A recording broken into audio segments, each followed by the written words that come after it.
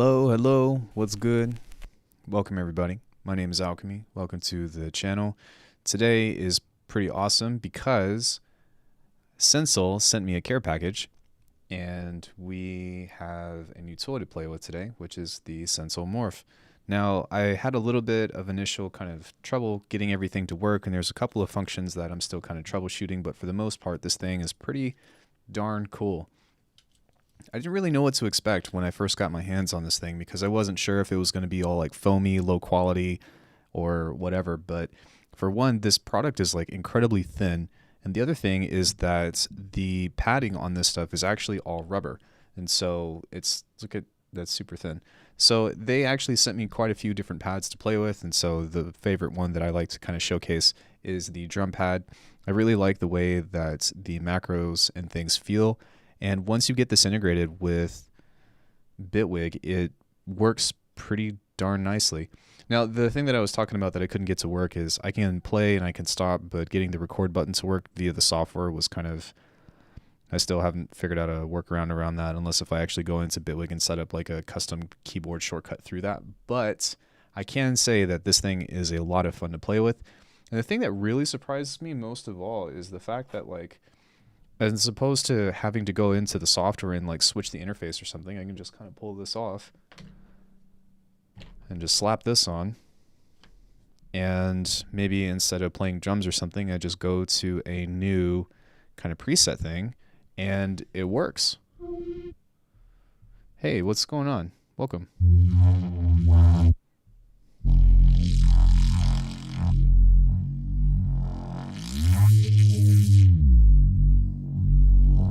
So if you guys didn't know what this is, it's obviously an MPE controller of the sort, and it sounds, or it works pretty darn cool.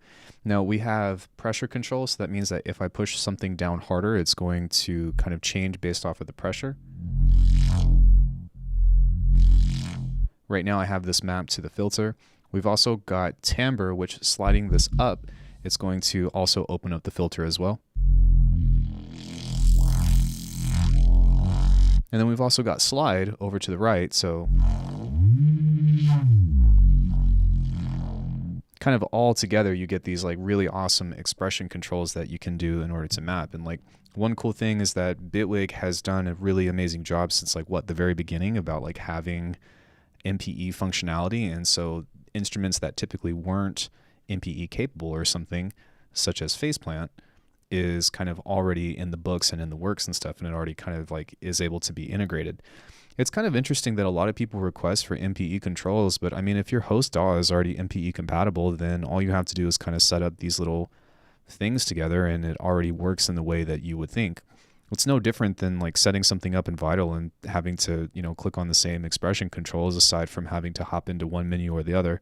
But whatever, it's possible. That means that it works. And I think like having the ability to do those kinds of things are pretty interesting. So this particular patch is an older patch of mine. I just added a couple of MPE controls, which is just kind of dictating the filter, like I said. But, you know, if you're trying to, you know, come up with some cool bassline chops or some cool bass fills or something, and you kind of just mess around with this almost like an XY pad to some degree, then you can get some really crazy stuff.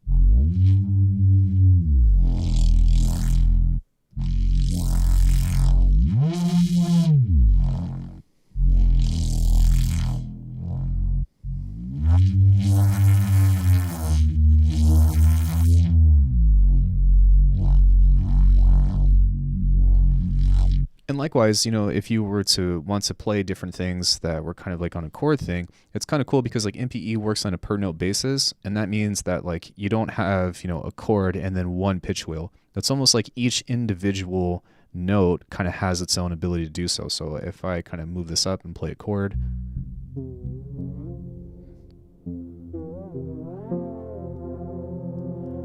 as you can see,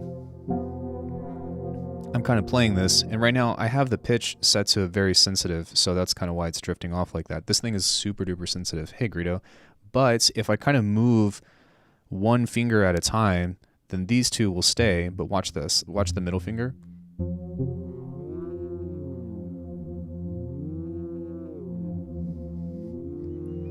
Or if you wanted to do something a little bit different, like let's say you're playing a different chord, doesn't really matter, but you got something like this.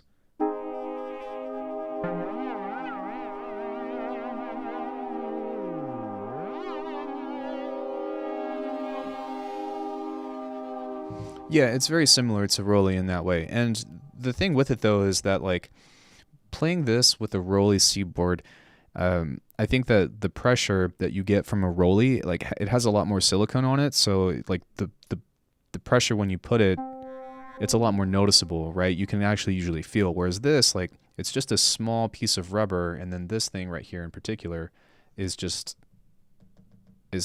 well, I don't really know what material that is, but it's not something else.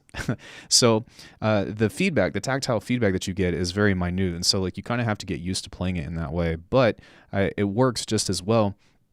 And I would say that, like, okay, my only experience between a Rolly was that really bad experience that I had about getting that used one off of eBay, so I can't really say. But compared to that broken one, this is this is a lot more responsive. So I'm trying to, like, emphasize my hand posture to show you about, like, the pressure that this does. Or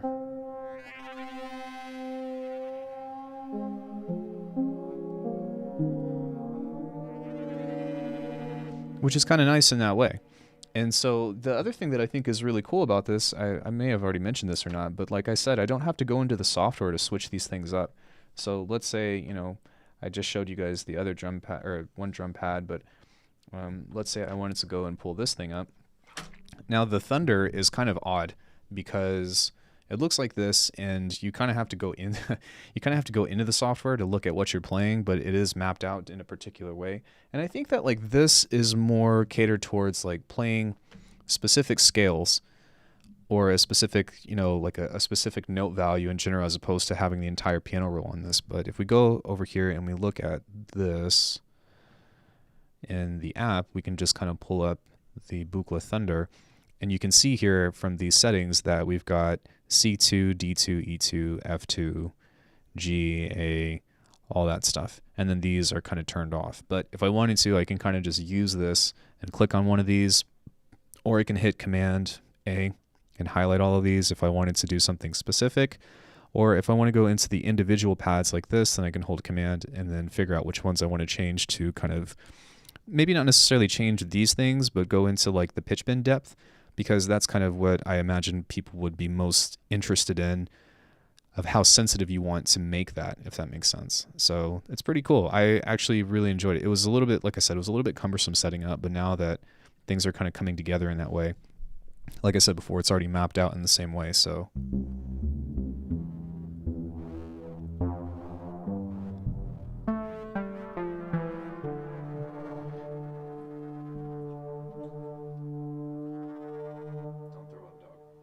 So it is interesting, though, because, you know, with this, I think that it's a cool way to try to come up with some different chords and stuff. Let me scoot this whole thing back so you can get the whole thing in frame. But, yeah, it's just kind of...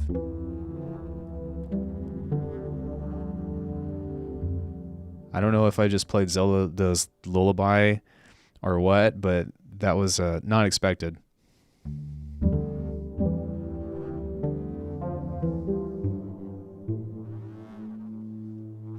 And these things, all of these little things right here are XY control too. So if I kind of move this over,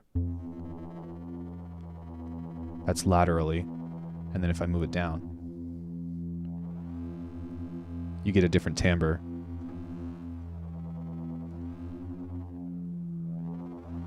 Which is pretty fun.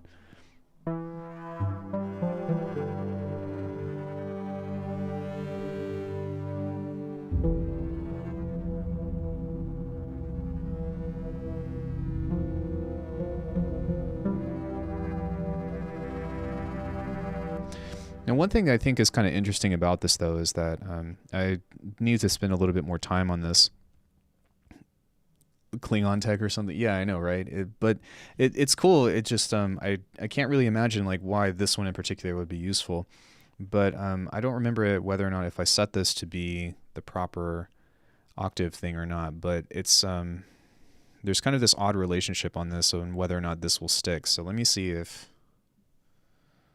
Oh, there it goes. Okay. So yeah, sometimes like you have to wait for the software to talk to it. And then sometimes like if you change something, you have to send it to Morph in order to be able to like figure out the proper mapping. But when I was first using this and I set this up myself of like changing the octaves, sometimes it was a little bit odd in that way.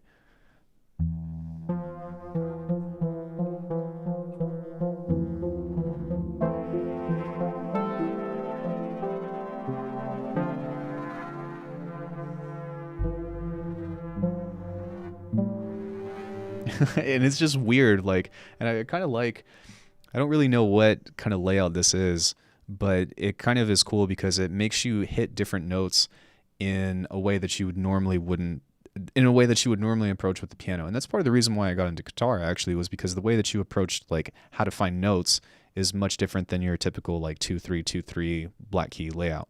Hey NX, how are you? So I'm actually quite surprised and quite pleased with how well built this whole thing is. I do think that the software, as far as getting the compatibility to work with each other, can be, you know, worked on a little bit. But I do think that this offers some great control, and especially like if you're somebody that really needs a hardware controller, then I think that this is definitely probably the best option for the price point, right? So let's go ahead and pull another one on. This one's kind of odd. It does work by all means, but it is a little bit strange just because like this layout here, you've got your kick right here, and then this little area right here is actually your snare, and then this whole pad is your hi-hat. So it's meant to mimic kind of like, you know, real drum overheads and kind of like how you would with a normal, I guess, drum kit or whatever. And you can still play notes on this by all means, but I find that if you kind of use it for what it's intended for, then it would probably be easier in that way. So if I hit a note, there's my snare, there's my hi-hat, there's my kick, that's my other hi-hat, cymbal, it's nothing.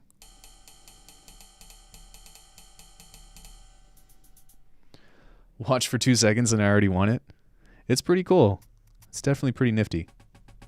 And if anybody has any questions regarding this stuff, then feel free. And I'm not saying that I know the answer because I've only had this for like 2 days, but it has been really fun. And I have been having a lot of fun creating like different content on it and stuff based off of that. Hey, Michael, what's up? Whoa, trippy. How much are these? I think the base model is $250. Let's go to sensel.com and figure that out. I will have a detailed review on this. So if you missed the stream or whatever, then there is that. But let's see if we go to buy now, then 269, 250. I guess like for 250 you get to choose one with any overlay that you want. And then how much are they individually? Okay, and then they've got different prices here. You know what? Like I'm gonna wait because I'm interested to see if this works with Final Cut. But if there's some kind of integration, then I might actually purchase this because this looks really good for editing in that way. But yeah, they also sent me a bag. I don't know what the dev cable is by all means, but for $250 and just getting the base model, like even if you just got this in particular, like that's putting you on par with the price of like a small Rolly C-board. But you still have the versatility of like the modular aspect of this. And even though you can pick this up and all that, it works with magnets. So it doesn't slip whenever you go. Like if I drag this over, like it's not going to slide over. And I like the fact that you can do that. And it's pretty cool because like these things are even color coded if you take a look. And so I imagine that there's some kind of technology that tells you or tells the controller like what kind of mapping this is supposed to be, if that makes sense. So for $250, I don't think that this is a bad deal if you're in the market for a controller. Now, the other thing that you might want to consider though is like how, see, like for me, this would work really well because I like to keep things portable. Like if you take a look, you know, I'm on a laptop and I do have some like external peripherals and stuff, but I like being able to throw this in a bag and then just being able to take it with me. But, you know, it's, yeah, it fits in a bag, and it also works wireless via Bluetooth. There is one thing that's kind of odd about this, though. It's USB micro, as opposed to USB-C. And I imagine that this came out, I don't know when this came out, but that is kind of an odd choice. But at the same time, my Shure MV7 is also USB micro, so I'm sure that I'll have a couple of cables laying around for a while beyond that. But yeah, so there's that. But yeah, as you can tell, like it's all kind of mapped out, and I don't really know how I feel about like the tactileness of my hands. Like maybe if I actually had drumsticks, because like you can actually play this thing with drumsticks. But as far as like actual finger drumming, it's kind of backwards for me, right? Because I'm like, wait, wait. Yeah, it's kind of odd, but it is kind of cool that there is that layout in particular.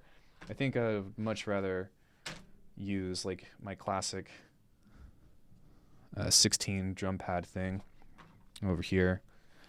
And these are all velocity sensitive.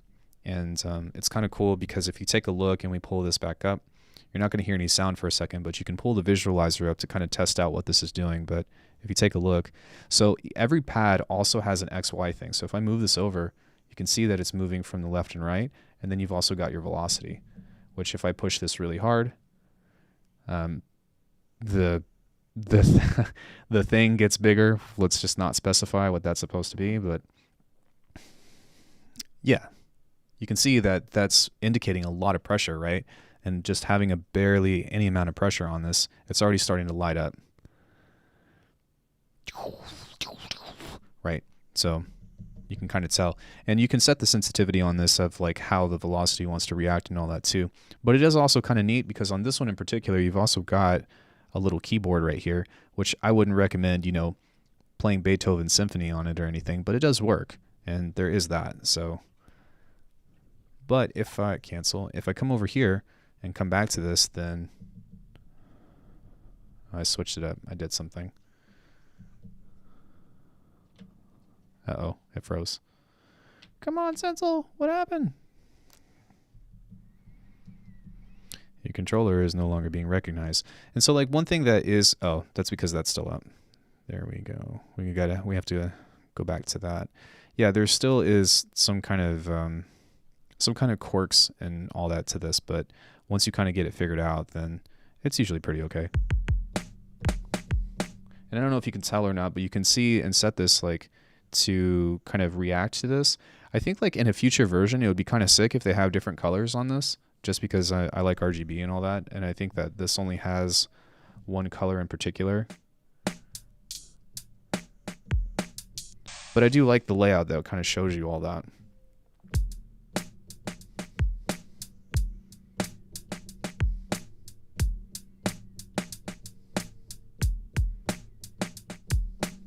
So there's kind of that.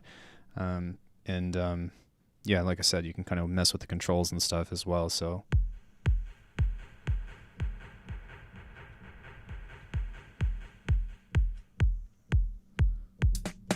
yeah, kind of neat. And then you also have these two faders that you can set with this one in particular.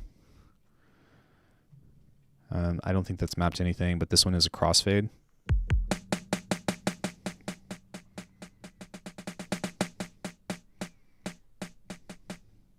So yeah. And I think like if you get really into this, then there is that, but I guess like some things that can be kind of confusing is like, well, what if I want to map this control to, something else? Well, you would kind of go in and basically find the CC of whatever that is, right? So you go here and change the value. I've been having an issue in Bitwig where something resets and Bitwig can't find any presets saved, so I have to find them and resave them. Have you heard of that happening before? Well, they are in a new like kind of experimental like update, right? If you're using the latest version. So I'm not really sure whether or not that's something that applies to you, but that would be the first thing that I can think of, to be honest. But no, I haven't had a thing like that where it forgets my presets. You're in 3.1? Ooh, I don't know. Not really sure, to be honest.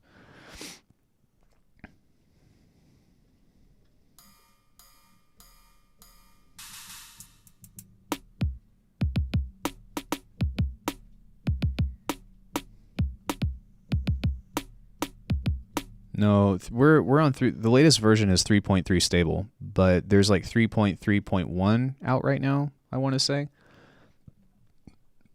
Excuse me. And that's kind of the one that I'm not really sure about. I'm on 3.3 as of now.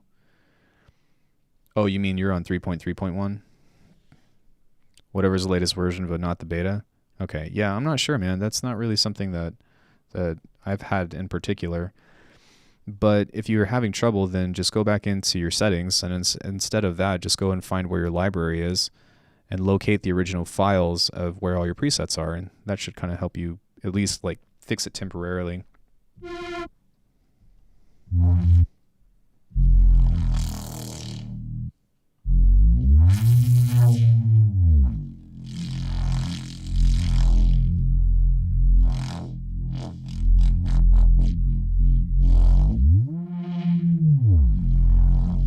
Yeah, so I bet like you can get some really cool stuff if you kind of set up an MPE device to, you know, maybe something like a complex pad, or hell, maybe even something in the grid. I think that could also be pretty interesting to do. But let's go ahead and find some kind of pad, and then maybe I'll just set up a couple of macros and see if we can get something interesting out of it. Or even a generator for that matter. Let me see. Okay. So yeah, this kind of sounds like this.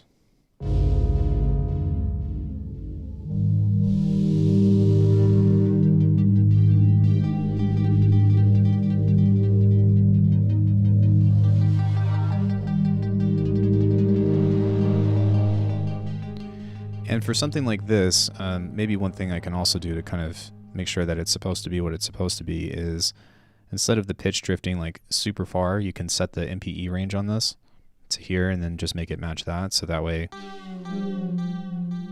you got that little thing going on. And then now all we really have to do is just find some controls with this that can kind of make this a little bit more interesting. So like the easiest one that you can think of is a filter, right? And all you have to do is map this to here. Wait.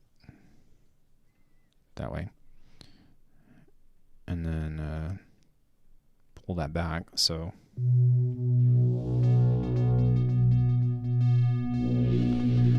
you know what is new in the beta besides the update checkbox? I have no idea. I don't really think much, to be honest. I think it was more for just stability.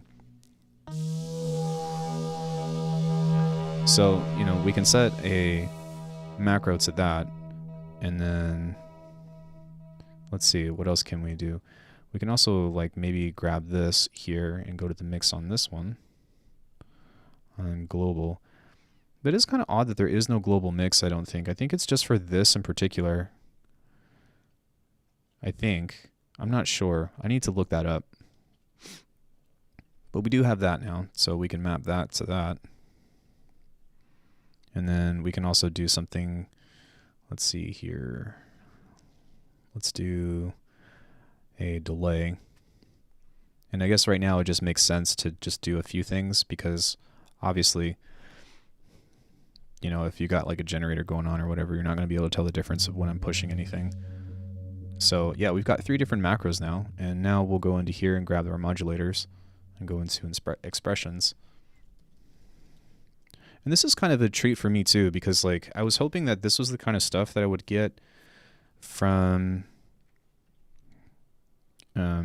this was the kind of stuff that I was hoping that I would get from when I was using the C-board. And while I do think that the technology of the C-board is great, I wasn't able to kind of take advantage of it just because the unit that I got was broken.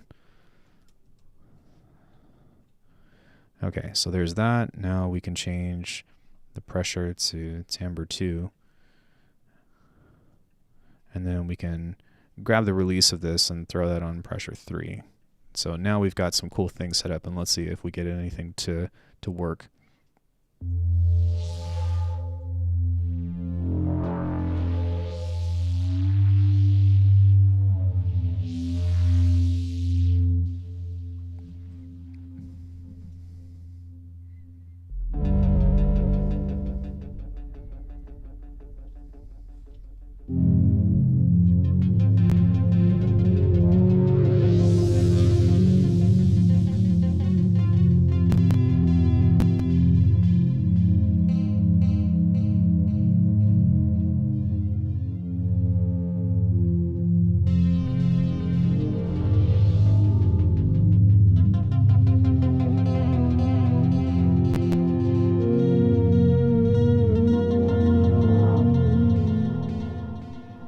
pretty cool. I think I am going to take this off though, because that's not really something that I want to use the slide for right now.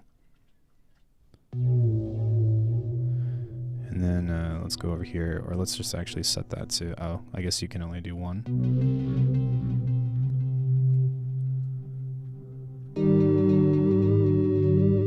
Yeah, you can see how incredibly sensitive that is based off of the controller that I have, but I placed this on here on purpose to kind of like be able to do like really far pitch bends with bass, and so that's something to be mindful of.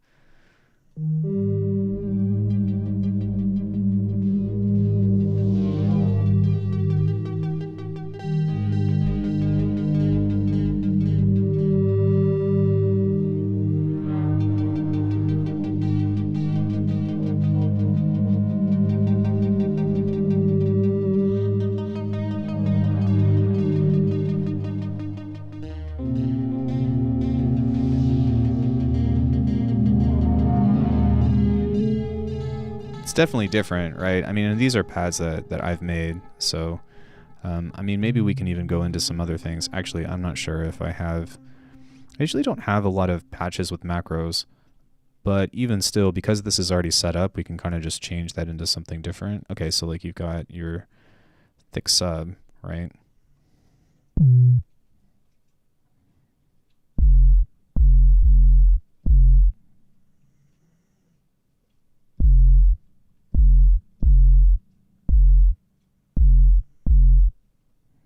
Now, how do I turn that decay up? Okay, so if I pull the decay, it's based off of the release, so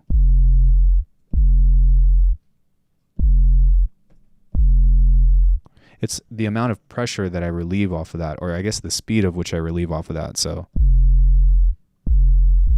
if I make it really short, I think that's as soft as I can do that. But if I kind of like push it hard and then release, then it will go up all the way.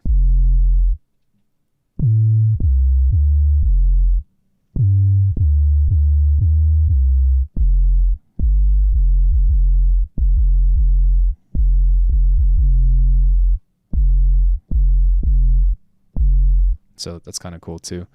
Let's see what else we got. Do I have anything on this one? I don't.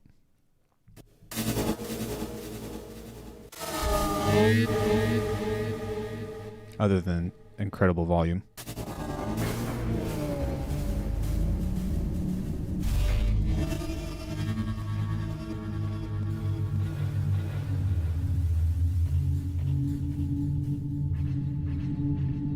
So you can see that even though these aren't set up, these are wanting to do things. So let me come out of here really quick. So the pressure is on macro 2, and I wanted the timbre to be on that instead. There we go.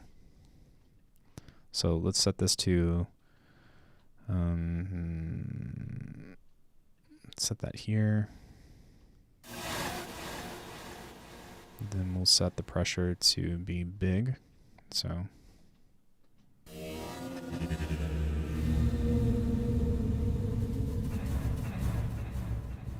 which is kind of cool.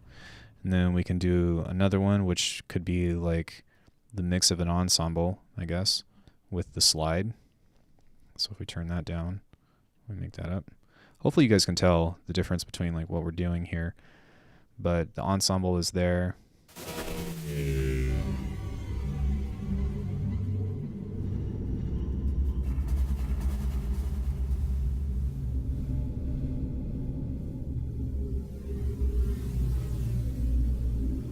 Oh man,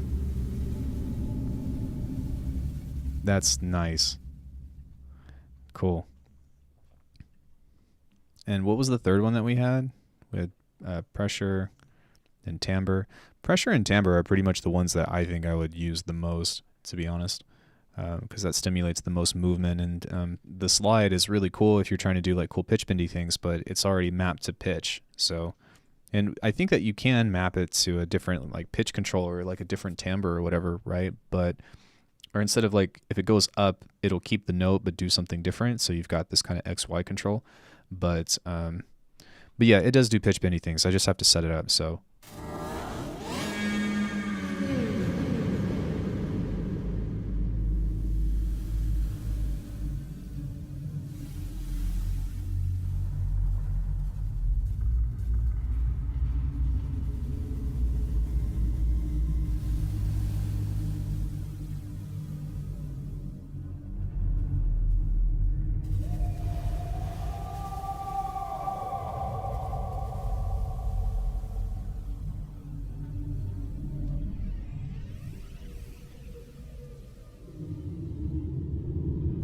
man, that is freaking cool. That, yes, that's nuts. So I think that like, I think as far as like MPE stuff goes, like this would benefit the most. But I guess some other things that you can think about too is maybe like if you have a drum kit or something. Like typically for me, I don't really mess with my drums, if that makes sense. Like I have my kick and my snare, and then I've got velocity, and everything that I would do with a pitch. But if you're into like live performance and stuff, then you can set some MPE controls to drums, and they still have the XY controls and pressure and MPE values on that, which is something that I don't really know of any other MPE controller that can do that, like on a pad basis, right? Because you have this, but the ability to do MPE on something like this, where you have the pressure and you can move that around and wiggle that, like, I mean, the sky's the limit with the creativity aspects of that, right? But how cool is that? Then I also wanted to note that one other cool thing about these, which is more of an aesthetic thing or kind of like superficial, but these are magnetic, so they all stick together in such a way. And, you know, if you got a little bag or whatever, they all kind of just fit in, and it makes that very easy to work with. So, yeah. Let's maybe find another pad, something. I don't know. Whenever I think of MPE, I think of pads and or doing like pitch bend basses and stuff, but that's just kind of the way that I work, if that makes sense.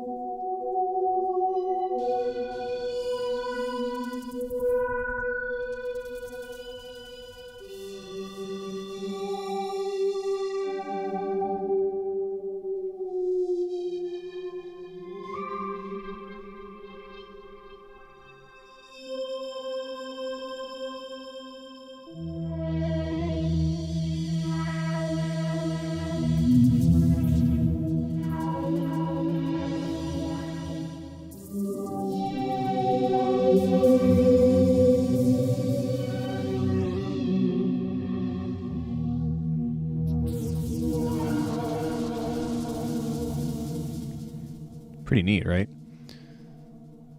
Okay, I accidentally hit something up here, so it moved that over. But yeah, now that we have that, you know, we can, of course, like I said before, set up other things. And, you know, that's kind of something that I think Faceplan is really cool about, is that you've got a choice between so many effects. So like imagine if you set something up. Actually, let's go ahead and do that, because I think that would be fun. But before I do that, I'm going to use the restroom, but when I come back, we're going to create a different kind of sound, and we're going to use multipass to trigger a multitude of effects with MPE, and I think that would be kind of a cool thing to do, that you could change something. Oh, I just got a great idea. Hold on. 1 second. I got to write this down. Change something from a generator to a bass patch. All right, cool. Short intermission. I'll be right back, like 30 seconds, and then we're going to do something kind of cool. I'll be right back, guys. Watch out, dogs.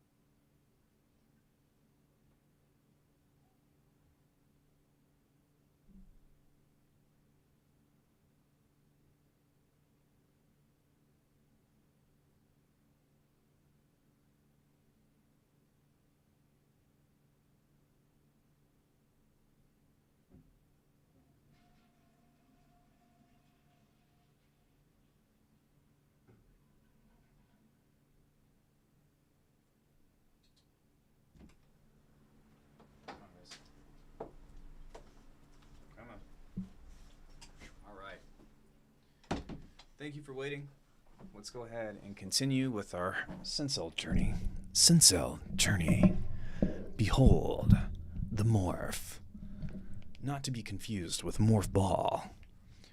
Alright, so here's my idea. I'm going to make a base patch, and then I'm going to use different macros to trigger different kinds of generators.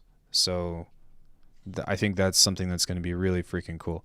So if we go like this, maybe I'll give this patch out. I don't know. Maybe I won't. We'll see. But this is definitely going to be an interesting experiment. I'm going to need my hands for this, though. So yeah, let's start off with making some kind of bass patch.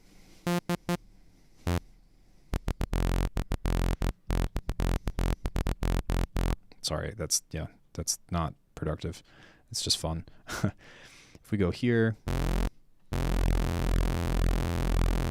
we give ourselves the super Reese, and then we go like this, and we go here, and then we go like this, and then we go here. You guys kind of know the drill about how I do these kinds of things these days. So we'll go like that. Give it some distortion. Let's give it just a little boost. And then we'll go to, what do I like doing here? We're going to go to stereo. Nope, we're going to go to saturator. Turn this stuff down. And we're going to set an LFO on this. Like that. And give that just a little bit of movement there. Set that to sync. Set this to stereo. This is going to give us a flanging effect.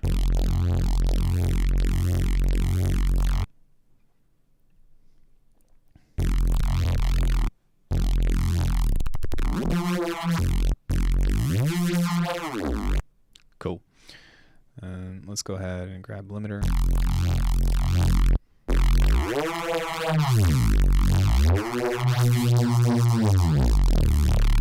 All right. So now what I will do is we'll go into multipass here, and we're going to do a couple of these. But the first one that I'm going to do is to kind of just turn this into something that I normally would for like a neurobass in general or so, right? So we'll go here because you guys know that I like neurobass. If you haven't seen it, I run the Comprehensive Guide series. Go watch it. It'll teach you about all the bass. Nice, you got a Sensel Morph. How easy was it to integrate, and how does MPU work in Faceplant? I already covered that. Long story short, getting it to work with Bitwig was a little bit weird, but it wasn't like terrible. And there's still a couple of controls that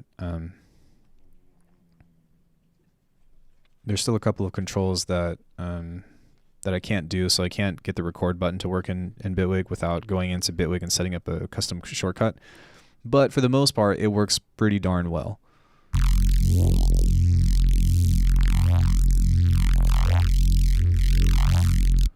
Setup wasn't too bad. You have 3 different things to download.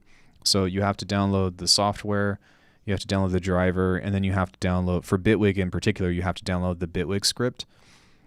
But once you kind of get that figured out, it's not too bad.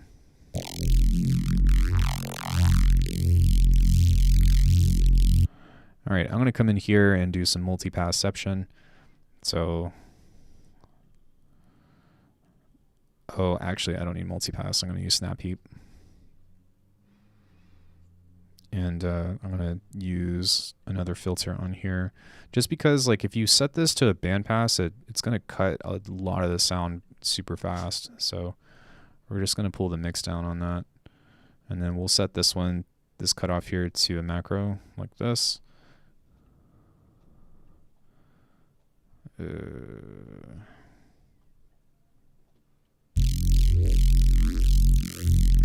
There we go. And then I guess on this we'll also do like our cool chorus things and all that as well.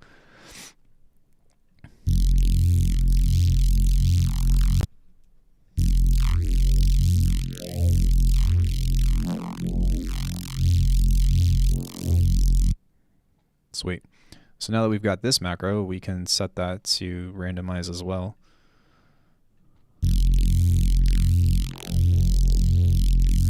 And then maybe let's do a phaser.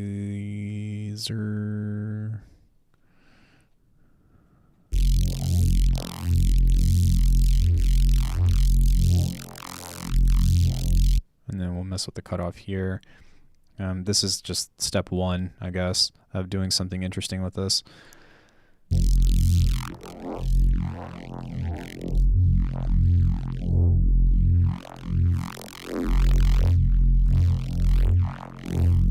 There we go. Now let's give this just a little bit more distortion. Sweet. And then we're going to randomize some reverb on this. That's a lot. I said a little. And then right here we will automate an independent cutoff like here. And the reason why is because like this is kind of how like you cheat only having the ability to have two randomizers, is you can come in here and duplicate something like this and then throw that particular macro on the external control. So that way this can kind of dictate the actual filter movement that you have, right? Did you buy more if Sensel gifted it to you? They sent me a review copy, so it wasn't a gift. It was something that they want me to cover.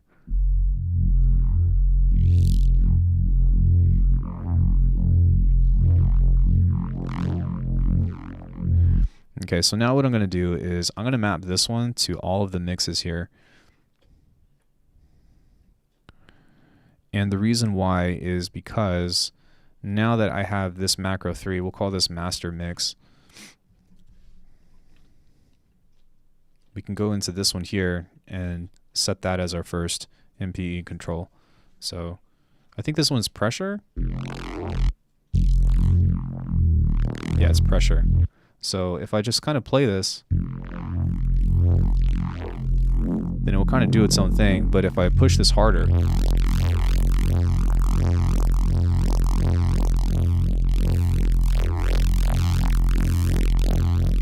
then ideally that should be, I might have to mess with the mix on that to kind of get it to do what I want it to. But let's let that to be a little bit faster. Okay, this one, sorry. And then let's set this one up top and then do something like that. Do I have other layers? For the morph? Yeah, I've got 3 other ones.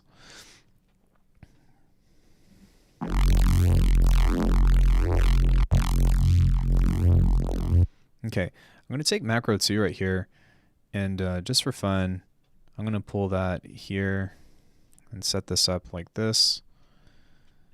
And then I'm going to slow this one down too, and then I'm going to pull this one down as well.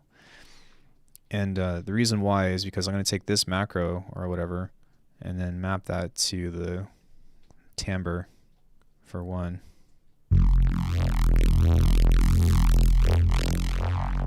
And then this also needs to go as well. So we got that here. We got that as well. And then let's pull this up.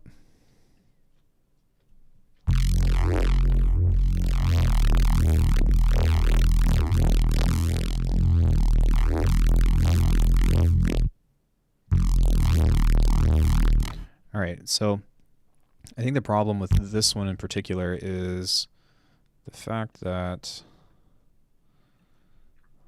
it's doing this. So let's try that first.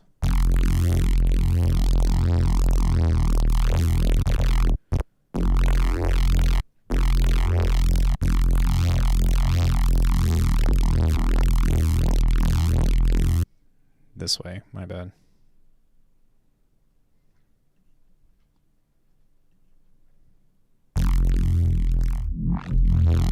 Nice, that's what I was looking for.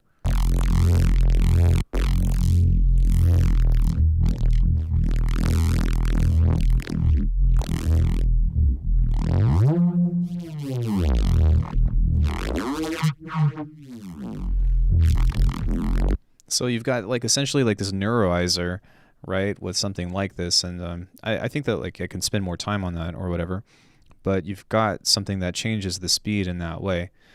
And then one thing that could be kind of cool now is to kind of do the same thing with the overall mix of this. I mean, maybe, you know, the way that this is organized is that this is set up to have these two XY controls, but maybe on the same control, I can kind of set that to, as it goes faster or whatever, it'll start to kind of break in pitch or something, which can be kind of interesting. So if we go to here and then we start doing different pitch things like delays and whatnot, then we might be able to get something interesting in that way. So maybe just a really short thing like that. Then we're also going to move the mix at the same time. We'll grab this one here, go this way, and then we'll pull the feedback up to halfway, kind of like that.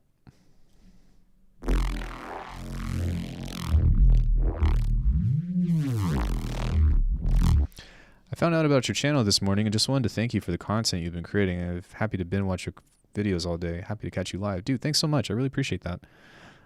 Thank you. And feel free to, you know, ask questions and stuff if you're here. Today I'm kind of covering the Sensel Morph stuff, so I'm building a patch around MPE devices, so to speak, I guess. But kind of with that in mind, I think that we can get some cool stuff going. And granted, I do it right. So yeah, I guess this one will kind of set there.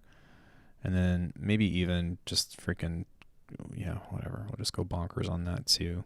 So that way these things are all kind of moving together in such a way. Am I in multi? Yeah, I'm in multipass. Okay. So I probably should have done a different thing, but that's all right. So we can take the frequency shifter now of here, mosey on over there, and just do like 1%. It'd be nice if you can do like a smaller value of 1%, but that's okay. We can also do that shit. Do you like this better than the Rolly? Well, the thing is like, I don't feel like the Rolly is a good comparison for me because the one that I have is broken. But I will say that I do understand some specific use cases about why you might want one or the other, and I'll talk about that in a second. Let me get this going though, really quick, if you don't mind.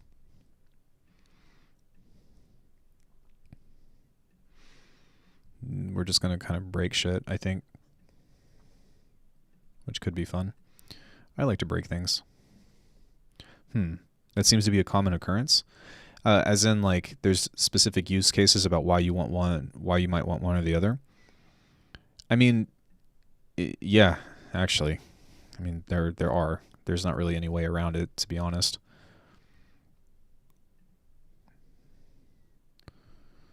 So, oh, no, that they're broken? Oh, no. So, I I bought a used one off eBay, and that was the biggest mistake of my life.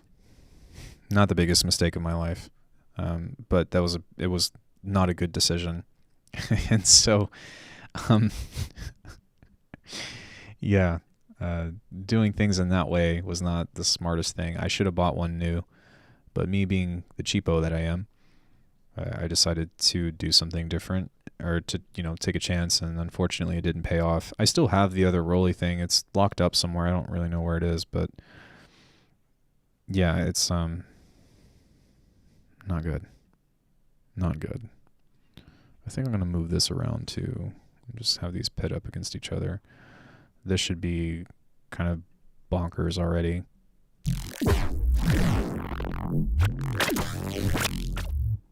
Okay, yeah. As I expected.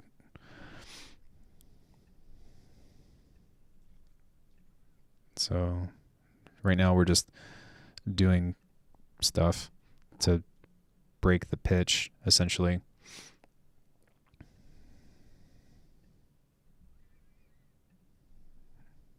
And then I might introduce some other reverbs on here too, which could be kind of cool. Hold on one second.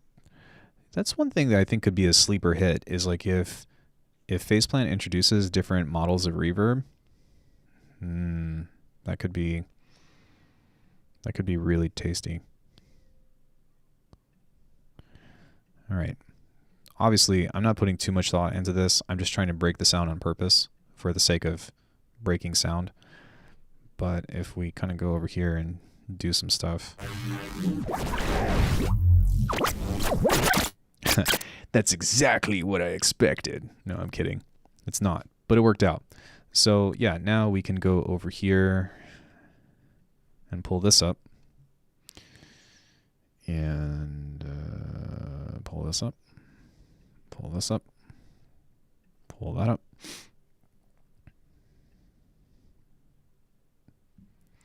Kind of clueless when it comes to these controllers. Haha, it seems like it's a pad. Yeah, it is. So like well, it's a pad, but it's not. So the way that this works is like this little thin device here, like so, has the ability to have like custom pads on these, and these are just rubber, like hard rubber, not like hard rubber, but what you can do is you can just flip one off, not to be confused with trying to insult someone, and then throw on another pad. And the cool thing about this is that as quickly as I did that, it'll automatically convert over to the interface that this is designed for, if that makes sense. So, you know, if I want to switch it over to, that's kind of like a music production in general thing. I've also got drums, like an actual drum kit, so to speak, kind of like that. I've also got this thunder thing, which is, I think this is kind of like scales, I would want to say, just the way that it's laid out. But everything has XY control. It's got pressure. It's got slide. It's got all kinds of neat little things. So, yeah. Yeah, based off of that, what we can pretty much do is really some complex stuff, especially when we start combining the idea of like MPE with randomization, with I guess kind of all of the features of technology that we have, right? Because now that we have this other macro, we can pull this back down and set this one to be in the means of, as this, I'm going to go back to the piano one. Some neat ideas here, guys. So we go back to something like this here. So if I push this down on pressure, then this is going to activate the neuro. So here, this will help. This will activate the neuro. And if I slide this up, then it's going to activate the speed, but also the generator aspect. So speed / generator. I guess now, like, my future wish list is to expand what MPE can do in general, right? So I don't know, maybe like a Z controller or something. But you've got this way, you've got this way, you've got pressure, and then you've got release and all that. But if I play a note and it's very light pressure, it's just going to play the bass on its own, right? But if I push this harder now, it's going to start morphing. And now if I slide this up, we're going to activate the generator multipass as well as the speed of the other thing. So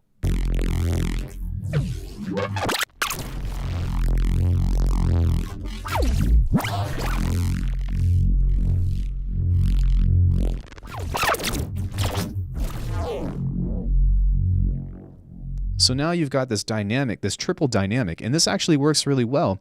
Holy shit. This actually works really well because if I slide this up and I have very light pressure, then it will just go into the actual generator side of things.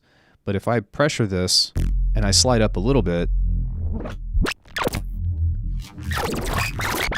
then I'm activating both the kind of neuro processing as well as the generator aspect too. And I'm sure that there are better ways to organize this, but hopefully you guys can see like how much potential that actually has. And like, yeah, definitely. You can definitely just map this in this way as a means of creating bass, like a bass / generator relationship. But having the ability to kind of use that and go between the fly just based off of one finger, I feel like there's a lot of potential behind that. And that's kind of why MPE to some people is very how do you say, like very appealing, right? Like for me personally, I'm very kind of centered into the idea of doing everything with just a mouse and keyboard. However, as far as like demonstrating what is possible, like I'm sure and I hope that somebody watches this and they're just like, dude, that's really freaking cool, because like this was not possible. You know, this is still pretty new. So does that slide the pitch if you use the dump mat diagonally or horizontally? So everything works as an XY. I don't know what, oh, the drum pad? Yeah, it does. It does. So if we go and we pull this up, I'll switch this back over.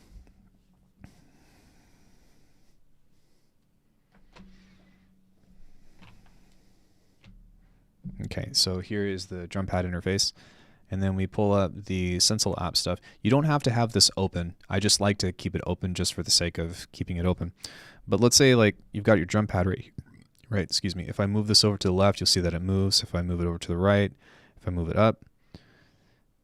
And within this pad, you can actually come back into here and go to the music production thing and click on this and find the XY control and dictate how much movement it's going to do. And there's only like a few set things, but I think like the lower the number, the farther it goes. That's cool as fuck. That is cool as fuck, right? And I was thinking like, I can't really think of anything off the top of my head about why I might want to do that with drums. But the fact that you can, or maybe not even drums, like maybe with a,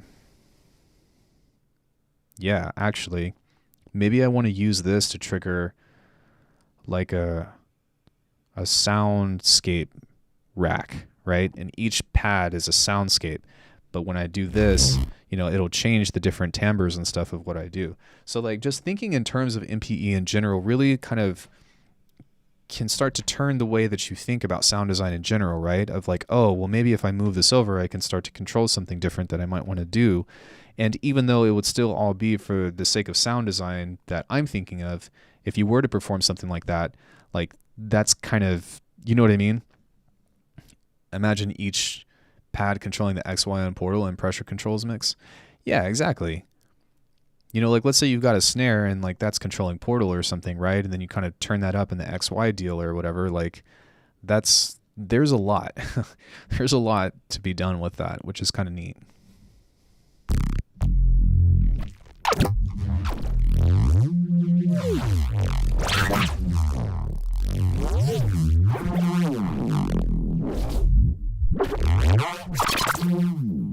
Like how sick is that?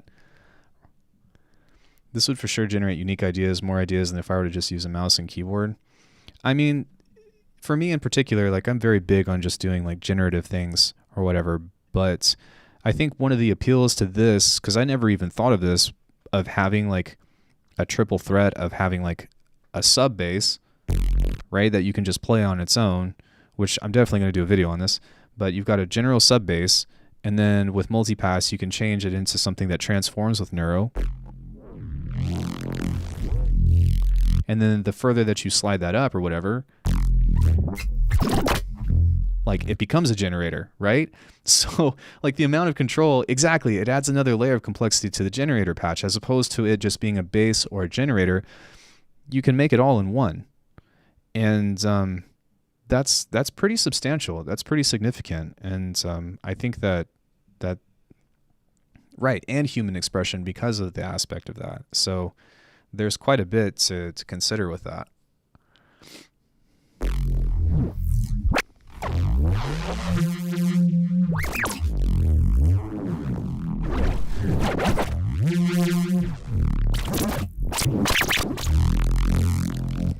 Now, like how cool of a patch you come up with is going to kind of depend on what you do with, you know, the generator aspect versus the neuro patch aspect.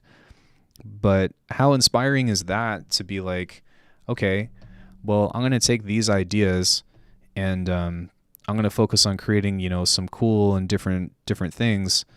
And sorry, it's kind of hard to articulate because like this is a cool like sound design avenue that we're finding out today. But how cool would it be to come up with a bunch of multipass patches that one is designed for generative things and the other is designed for like neural processing, and then use both multipasses or several multipasses on a single, You know what I mean? Like on a single rack of macros, or just a couple of macros for that reason of like keeping it with MPE in mind, and then being like, all right, well, if I just play the note vanilla, you're going to have the bass on its own, and that's going to work. And then when you change it with, you know, those macros or something, then that's going to change it into that complex layer of having, you know, whichever one that you want to go into. Because for the most part, whenever I make generators in general, like these, how do you say? Like these are either one or the other, but they all come from neuro-based stuff. And 9 times out of 10, if you look at this stuff, like I almost always, not always, but a lot of times I'll have like a bass version and then I'll have a generative version. And so, you know, this can kind of allow you to do the processing all in between there. Now you do lose some other aspects of control because like there is a merit, I think, and like a streamlined process of doing everything in this way. And the trouble thing about that is that like when you set this up, you have to go into like setting these all to specific macros, right? Especially the mix thing, because I think that this isn't the master mix. I think this is just the post effects lane. So if there were a master mix button or something on here, that would make that a lot easier to control. But I guess what you can do is save as a default to where the first macro controls all the mixes, right? Or can you do that? Can you save a default patch? I do think multipass and snap you need a master mix control. Yes, I agree. But yeah, like how freaking cool is that? That's a tech tip for today. I don't think you can save default patches in Faceplant. Okay, let me see. Subfolder. I guess not. Fuck. All right. Well, let me save this as a standard neural processor, I guess. And you know, I guess at the very least, what you can do is, you know, go to a new one and grab this and go here and go there and go there. Oh shit, wrong ones. My bad. There. Fuck, I did this backwards. My bad. You turn all these down. Like so. I don't know why, but doing some private lessons with some people from Australia makes me always say so like them, because they always have that like almost R sound. So so yeah, and now that you can do that, you've got a master mix control, and you could save that and just save this as master mix default, master default, because reasons. And now that you have this, you can control all of these at once, and then now that will make this process a little bit easier. So you would pull this up, which is another step, I guess, whatever, fancy. But now you pull this up and you can kind of use it in that way of pulling those things up. And I guess now I'll kind of go back to whatever it is that I was doing. User, neural processor or whatever. Does the Morph only have USB out? You can also do it through Bluetooth. So it does work wirelessly.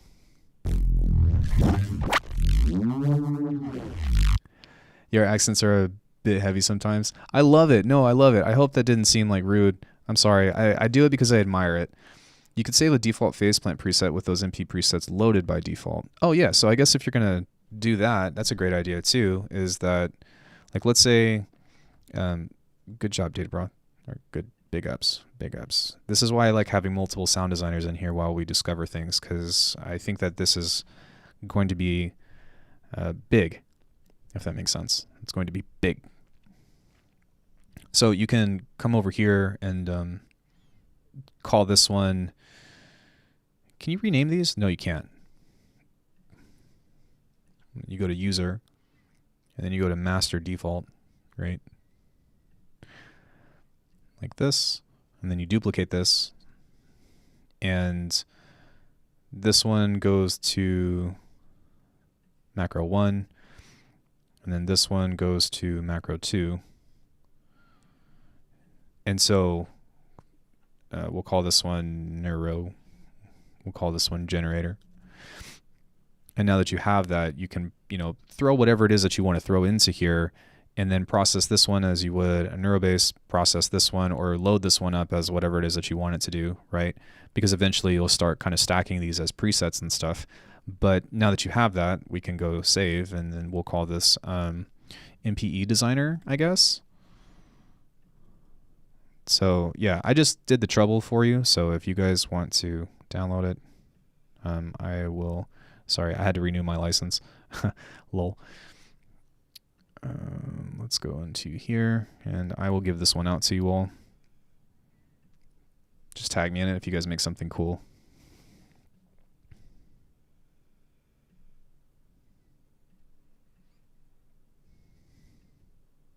Let's go to free stuff. But enough talk. Have at you. There you go. Oh my God, we can take our own license photos. I know, right? Isn't that cool? Because of COVID. So yeah, I had to renew my license online. So I just joined. So are you using the Morph to be able to automate multiple things at once? Pretty much. So sorry, let's kind of recap what I did. Hello. Hi. Oh God, I have way too many things in my dock. All right, so this patch that we did somewhere over here, something. Yeah, we just made this one. So MPE controls, right? Don't know if you know what that is, the multi-polyphonic expression or whatever. The pressure is dictating the neuro aspect. So if I play this vanilla, it's just a respace.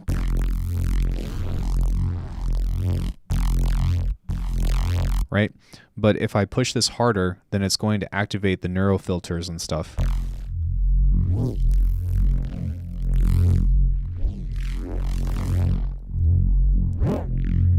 Now, the other thing is that if I slide this up with the timbre, then it's going to activate the generator aspect. So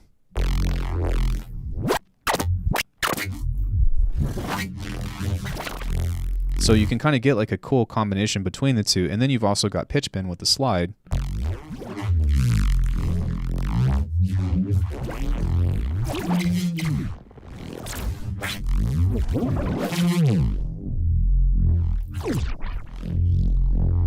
And as you can tell, like, you end up getting some interesting results. Now, I wouldn't say that this is the coolest generator thing that I've made, but like, how freaking neat is that? And I think from going forth from here, like, I'll probably spend some time like combining these two together in such a way.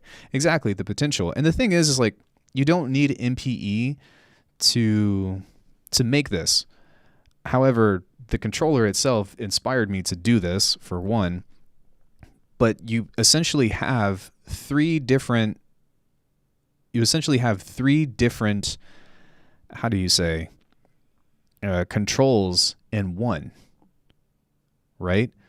Or three different patches in one because of those controls. And like I said, you can still do that with other sounds or whatever, but when you can play them all together in this way, just with one finger, like that, exactly, just with one finger. And like, you can also do this with pads and stuff too, right? So that kind of changes the idea and changes the approach to, to doing sound design in such a way. Like, I thought generators and like coming up with that or whatever was like really amazing, of being like, yo, like, look at the variation of sound that you can get. And then you start thinking about things in this way of like what you can do just with a single finger, because this can only play one note, right? So would you be able to use it? Yeah, you can. You can use multiple fingers, and they can all trigger differently. Now, the thing with this though, and something I just realized about why people, I had a realization about why people might want MPE in phase plant.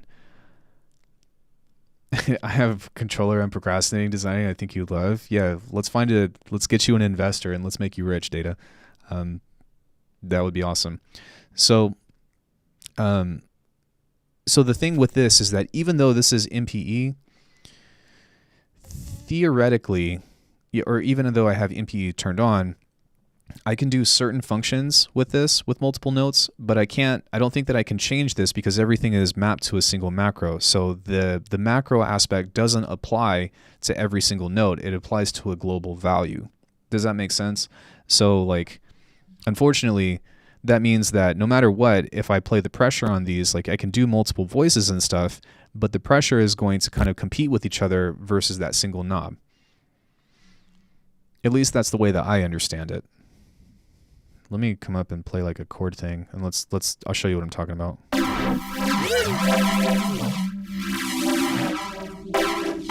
Yeah, so you can see that like one or the other starts to kind of like try to dictate over the other. So true MPE would be the fact that like this, it would almost be like having 3 individual macro knobs in between all of these that you can do, right? Or at least that's the way that I would understand that, as opposed to just the single value. So while this does work really well for basses and all that, for playing pads, you kind of might want to be careful. However, you can do multiple notes and then have like the slide thing. So if I've got like a different chord, right?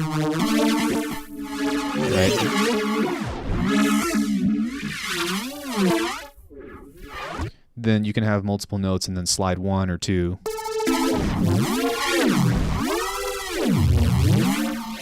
Which is kind of sick. The true color bass. Right? No, I'm kidding. But yeah, and so that gets solved. But that being said, right, because we have the ability to do this stuff in Bitwig, like I think that we can technically do all the things that I was describing. If we were to make a patch like this, just in Bitwig in its own right. So if we did something native with Bitwig, then theoretically we can do something like that. Yeah. I think maybe it depends. Maybe it depends on what you map. Like this is some kind of preset or whatever. So I guess we'd have to figure out what that does.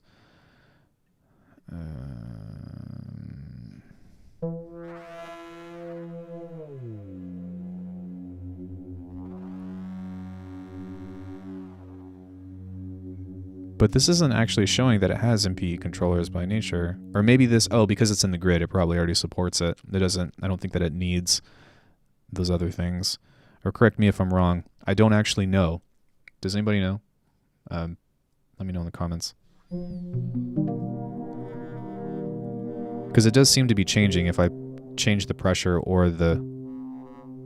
Yeah. Load up polysynth. You load up polysynth. MP poly. Poly. Polysynth. Okay.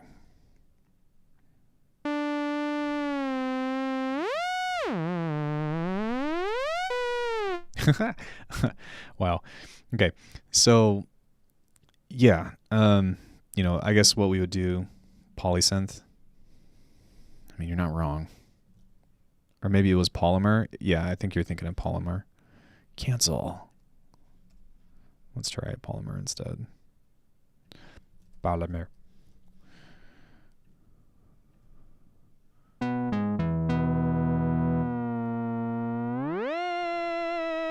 It has default MPE controls you can customize. Oh, this is dictated by a modulator. Yeah, you can just dictate it by the modulator. I was thinking... No. Okay, so hold on. I'm talking about 2 different things here. So, no. So this is what you would use if something isn't naturally MPE native.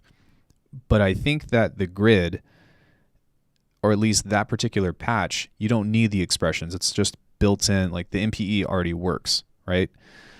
At least that's what it seemed like. Because if we go back to the polygrid here, and we take a look at the modulators, it's just this. The expressions, there's no expressions on here. Unless if there's something in here. Yeah, I don't see any. Oh, there it is. Okay, there we go. These are them. Yeah, okay. So here are the expressions and stuff that you can do where you can set it up. And that is cool that you have the ability to do that, but that is very that's also very confusing. Okay, so if something is natively MPE compatible, right? Let's go over to a filter. Let me see. I'm sure there's one.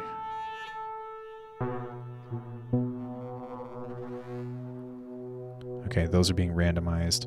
So what I'm going to do is come on over to here, and I think this one's pressure, I want to say. Timbre. Okay, that's fine. So we'll pull this over here. Let's find that one. There we go. And we'll pull this one up to something like that. Now, theoretically, now that we have this, if I play one note, right?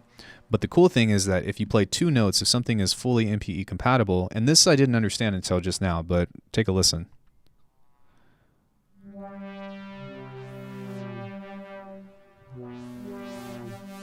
It's almost like having a filter control on each note.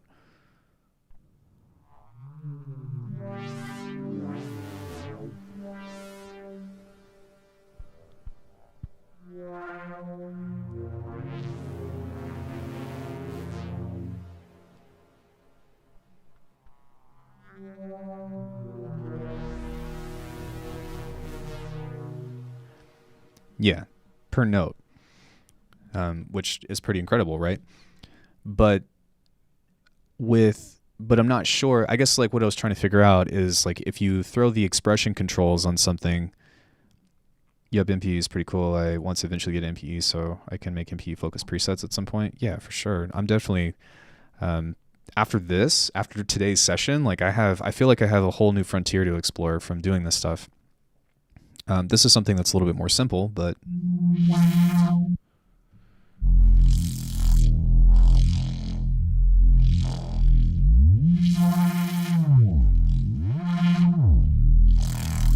you know, that's still pretty sick, and that works really well for a single note. But I guess what I was trying to say was that like if a VST isn't supported natively, then I'm not sure whether or not you can do per note on each one, or if it's just one note.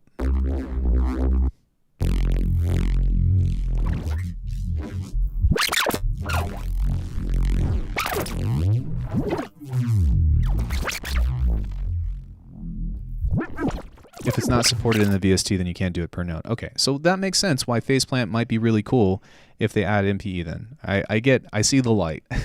I see the light now.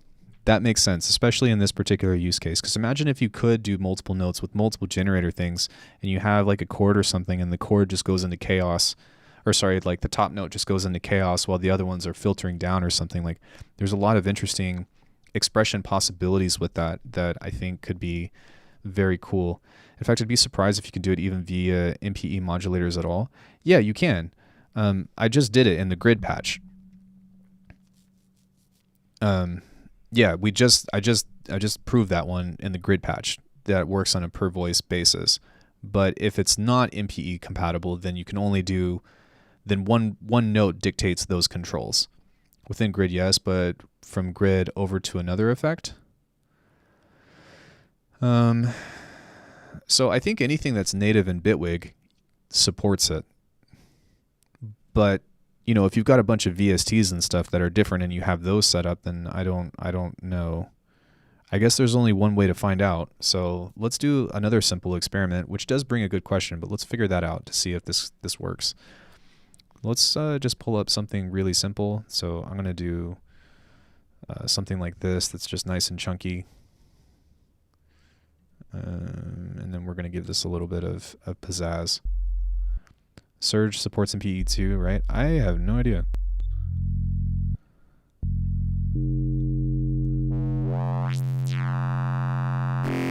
Okay, so now that we've got a little bit of that, we're going to throw, let's do a different kind of filter. Let me see, Volcano, right, I've got Volcano. So if I come over here and I throw in expressions, this is cool. I feel like I learned something very, very new today. So we'll just do it on the timbre, and then we'll find cutoff frequency. There we go. Pull that down. We'll go here and go to the filter 1 frequency, like so. So I'll play a chord on this.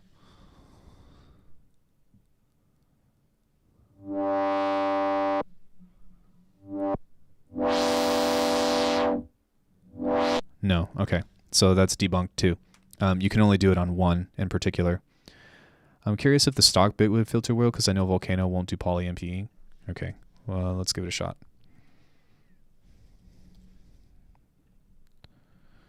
I don't know personally, so we'll find out.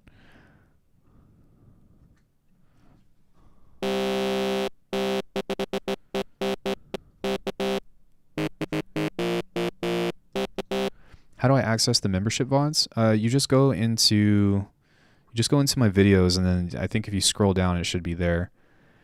But you might want to try on polysynth going into stock Bitwig filter, because faceplant might sum it down to mono. Okay, I'll try this first, and then if it doesn't work, then we'll give that a shot. Oh, that's supposed to, yeah.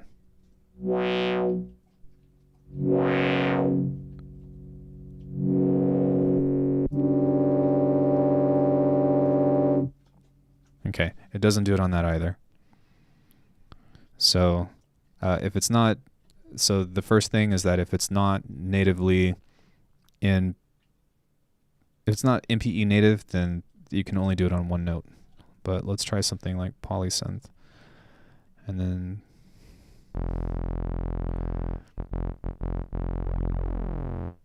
there we go. And then now let's try a filter.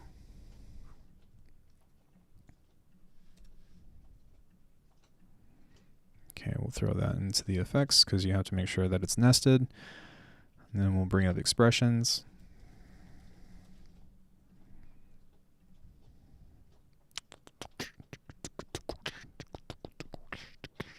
All right.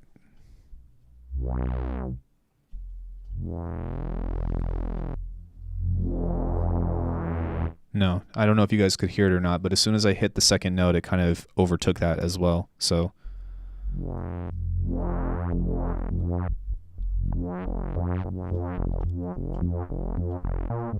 but I think that the built-in stuff, right? So I guess if you set this to here and did that, then I think that will allow you to, yeah. Hey, Hypotech. Welcome? No, you welcome. Welcome to my channel. Yeah, but all the grid and all the built-in and grid stuff will work. Well, that gives it like a whole different like avenue too, though, right? Like a whole different value aspect. But can you, I guess like let's pull up Vital and let's see if that's supported as well, because that would be a huge reason why you would want to use Vital over something different, right?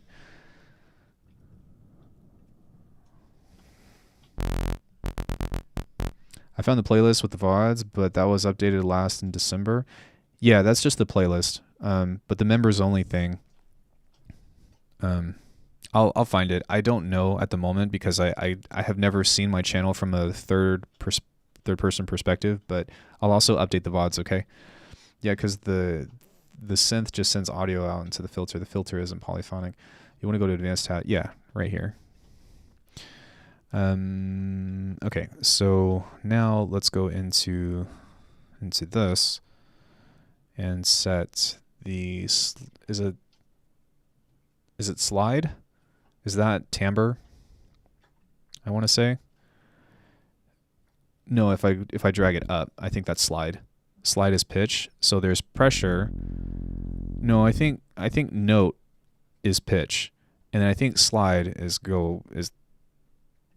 the other one, I want to say.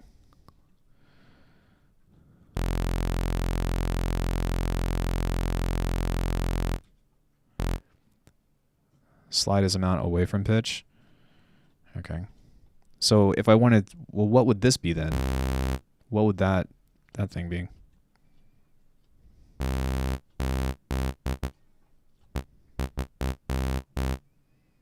Oh, that's mix. Duh. I'm really smart. Okay.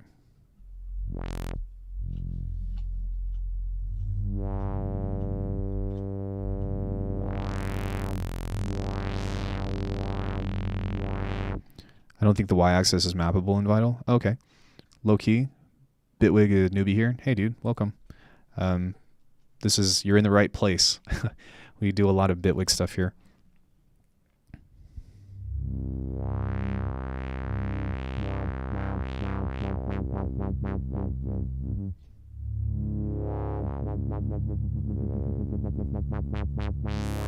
I think lift is aftertouch, I want to say.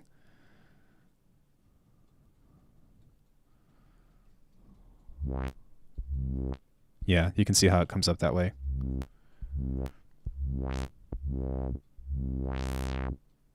Pressure is aftertouch. Isn't pressure during touch? I think lift is aftertouch. Yes, thought so. I felt like home even though I'm new to Bitwig. Love your glitch videos though. Thanks, man. Appreciate it. That's what aftertouch is. Okay. We'll find out. We will find out. All right, so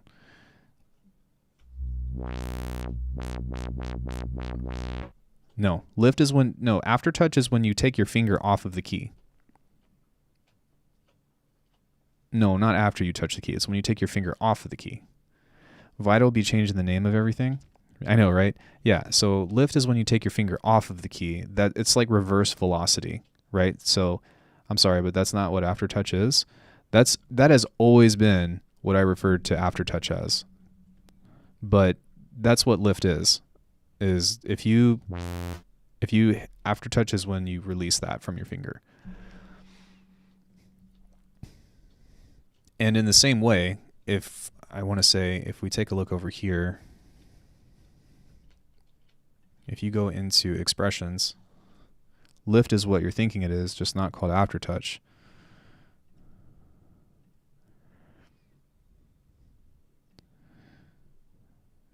Timbre is when you slide it up. Release velocity. Okay, maybe it's called release velocity. Aftertouch is pressure applied after velocity. Okay, I'm wrong. I'm sorry. I'm wrong. I'm getting ganged up on. You're right. It's fine. Yeah, Alckemy. You're wrong. Oh, it's fine. That's fine.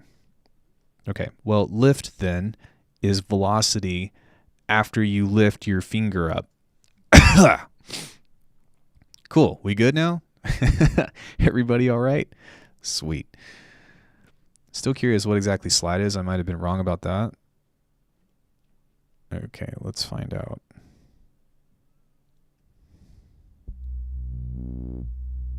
Okay, there's too many things going on with that. There's slide.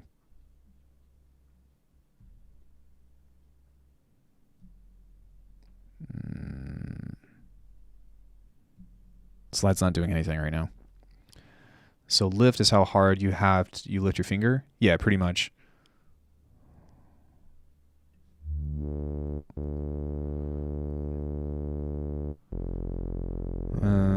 Oh shit. Okay, this might also apply as well. I gotta turn that on too. There we go. Oh, let me set that to a different amount. I think you're right on slide. Yeah, so slide is this moves from left and right. So basically there's no Y control with vital, or at least that's what I'm thinking.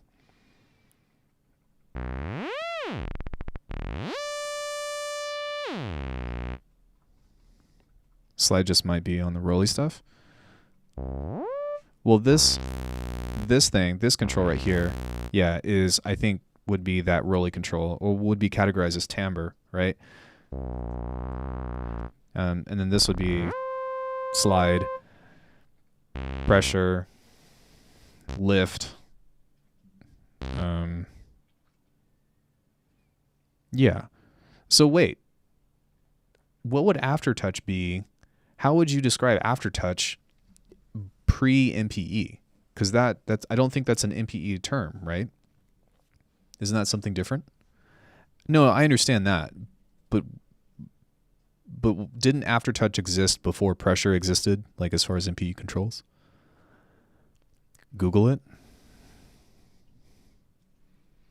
Okay.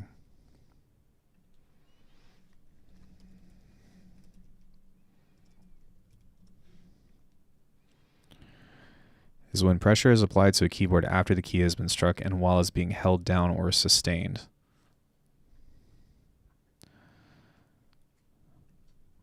How much pressure aftertouch is typically used to control such functions as vibrato death. So it's just sustain of a key. Like that's the only way that I can really think of what that could possibly be, because you didn't have like after you have velocity, right, with different degrees, you just have the sustain, and there wasn't like there's not a variable of sustain pre MPE, or at least not as far as I know.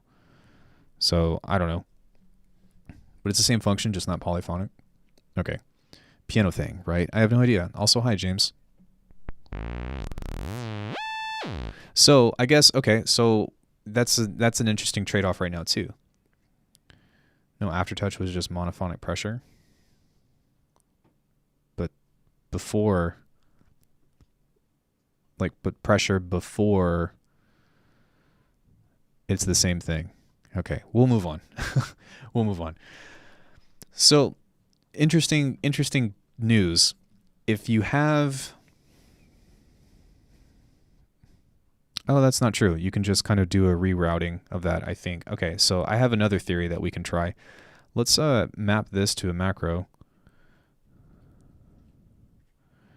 And then we'll map that there. And then whatever else is on this. Okay, so there's your slide. So if we go here and we grab this and then we turn expressions on, I wonder, like, I just wonder if this will work. So we'll give it a shot. Macro. Not sure if the macros are MPE. Well, at the very least,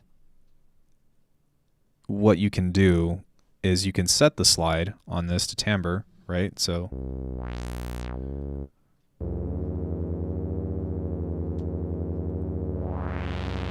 okay, yeah, so they're not polyphonic, but at the very least, you can still get a slide, or you can still get a timbre out of this, and then you can use the rest of the MPE controls to create something else. So there is that.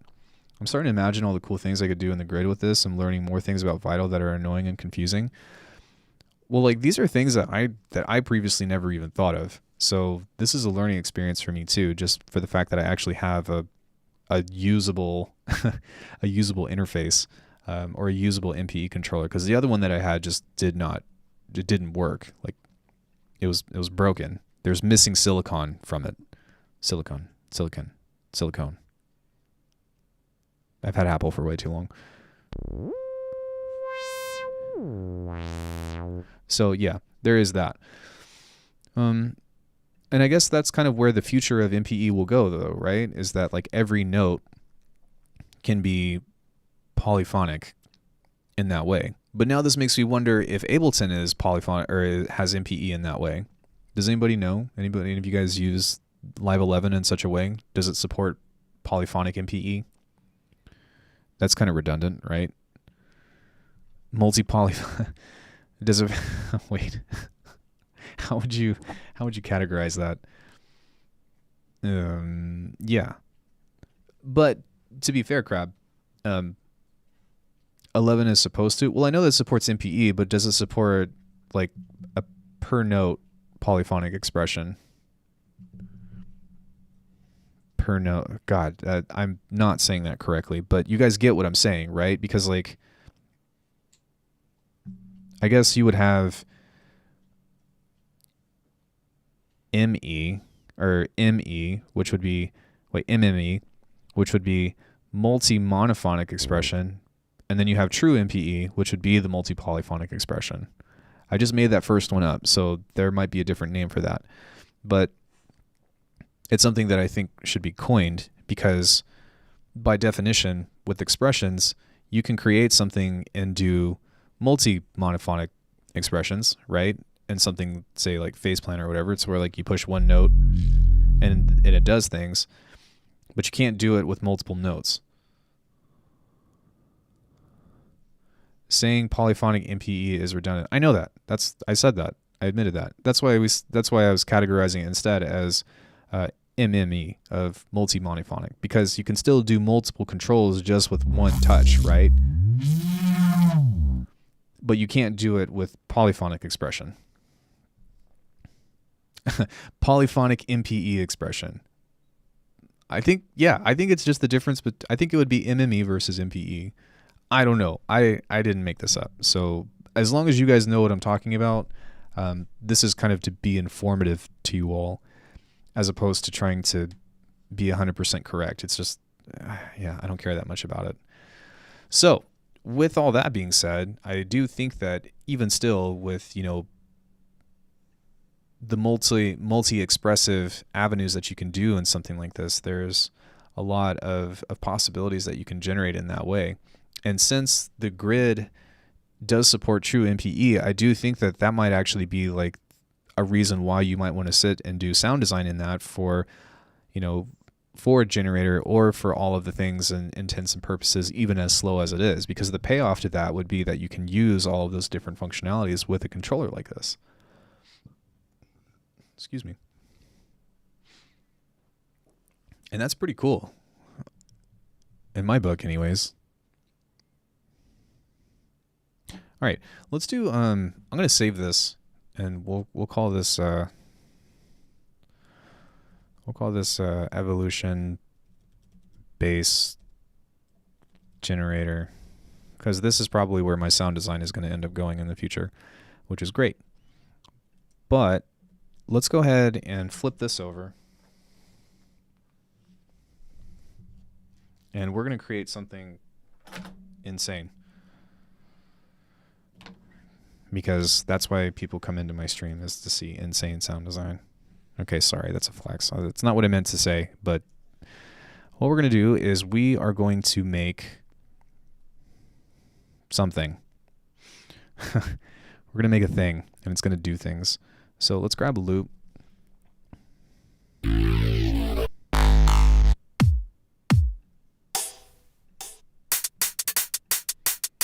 Okay, and then we'll turn that down. I love things.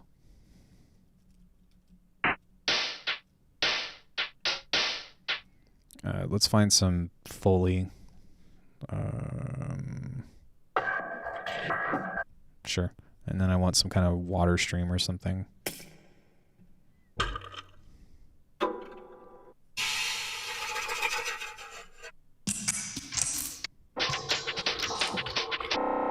Okay. And then we will set some randomizers here.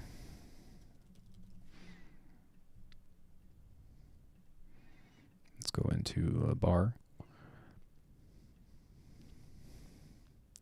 Sorry, I'm trying to think about how I want to set this up. Yeah. And then we'll go here. And then this is just like my go-to way of how I make soundscapes these days. So this is going to take a while, so just listen to it for a sec.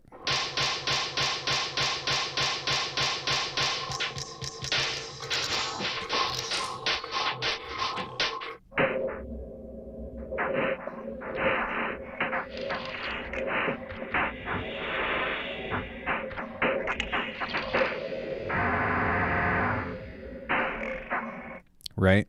So we've got something like that. And now what I'm thinking of that we might be able to do is to grab a drum rack, and we're going to grab this and throw this in C. Now, I am thinking about one potential problem that we can run into on this with fixing the pitch, because it's going to play the initial pitch of this. Right? That's playing C. So,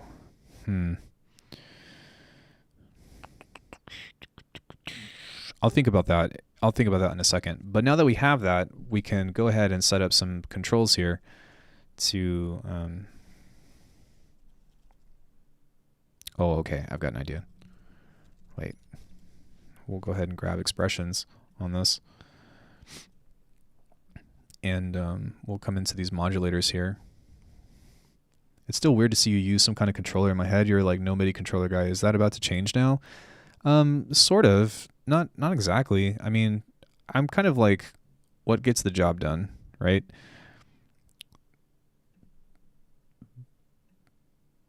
So we'll pull this down like that. And we'll do the same thing here to where that speeds up. Kind of like so. Actually, let's go ahead and pull these a little bit faster because I want them to be dramatic in that way. Okay. And then what we can do is, yeah.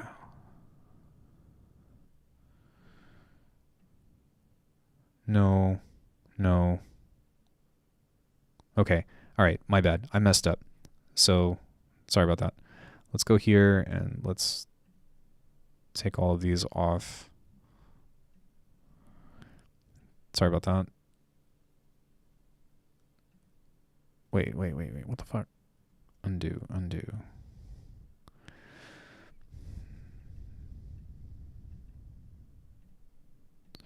Okay.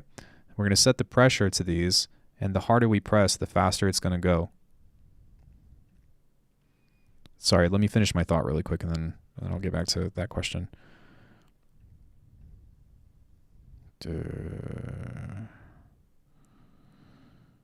Pressure.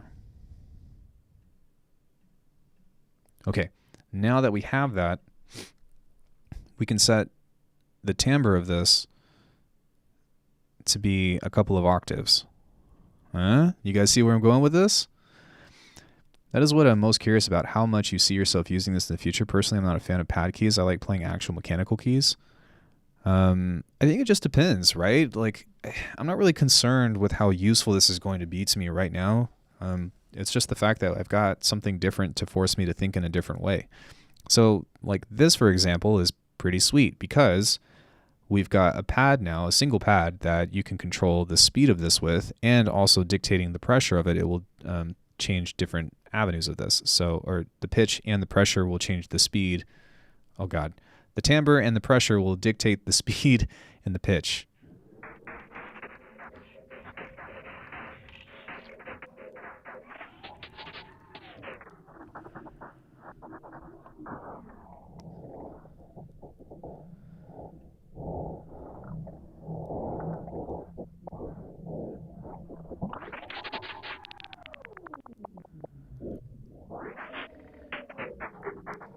Okay, so that's pretty cool, right?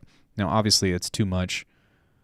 So let me just back off of this by quite a bit because I wanted to go faster, but not that much faster.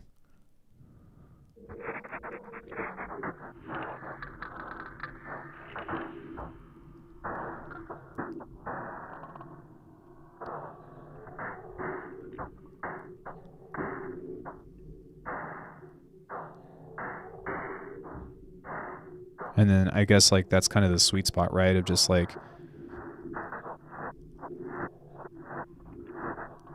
figuring out how much quicker you can do that.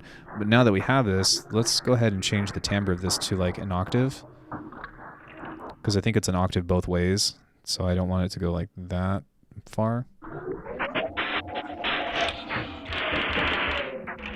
Okay, cool. So now that we've got that, we can duplicate it. And now that we've got this duplicated, we can come back into here and create a completely new pad, or a completely new, like, sure, I don't care.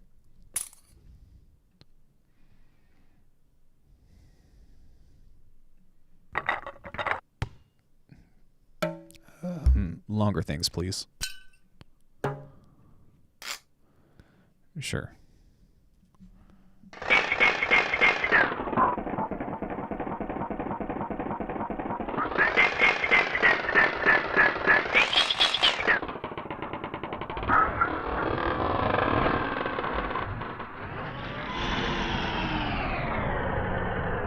Oh, fuck yeah.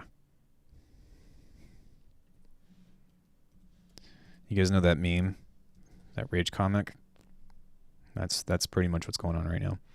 Okay, so now that we've got something like that going on, let's go ahead and do like one more maybe, and then do a different one.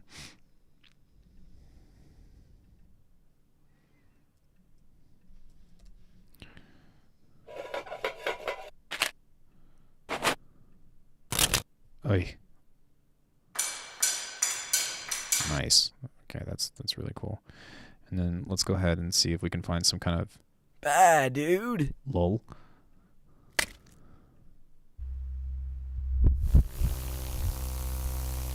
That'll be sick. And then I want some kind of rain or something.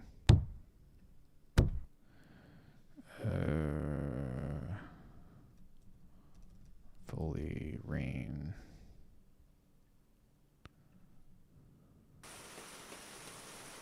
Cool.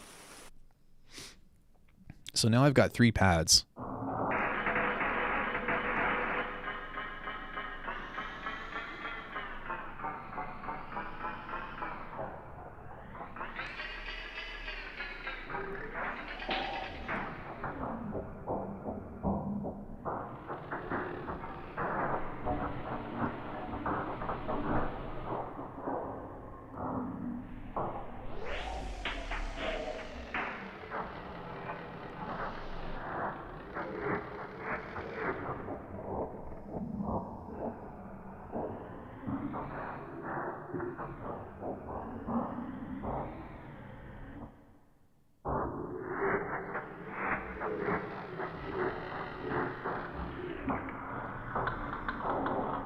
How cool is that?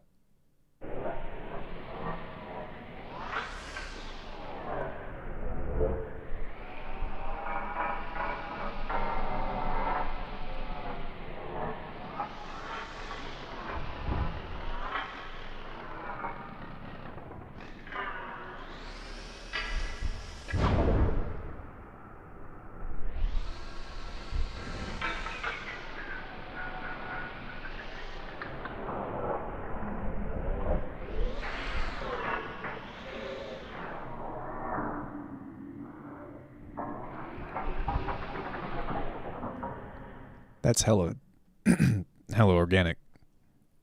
So you can tell by, let's say you've got a bunch of these creating a rack. Well, then you can kind of like, in some ways, like shape a bunch of different,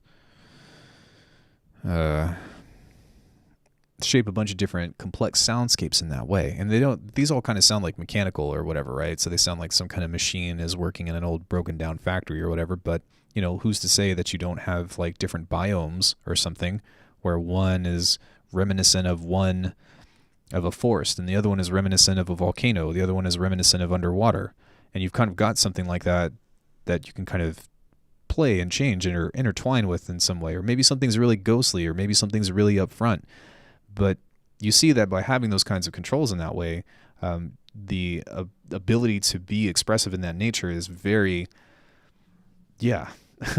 there's a lot that you can do with that, right? I don't know. Do you guys see what I'm seeing though? Like maybe, sort of. I think that there's a lot of potential with that in general. And even if I don't do this in my actual production, it doesn't matter, because I spend most of my time doing sound design anyways. So coming up with something that could be fun to, challenge everybody with in that way can be very, well, it could be a lot of fun. Long story short.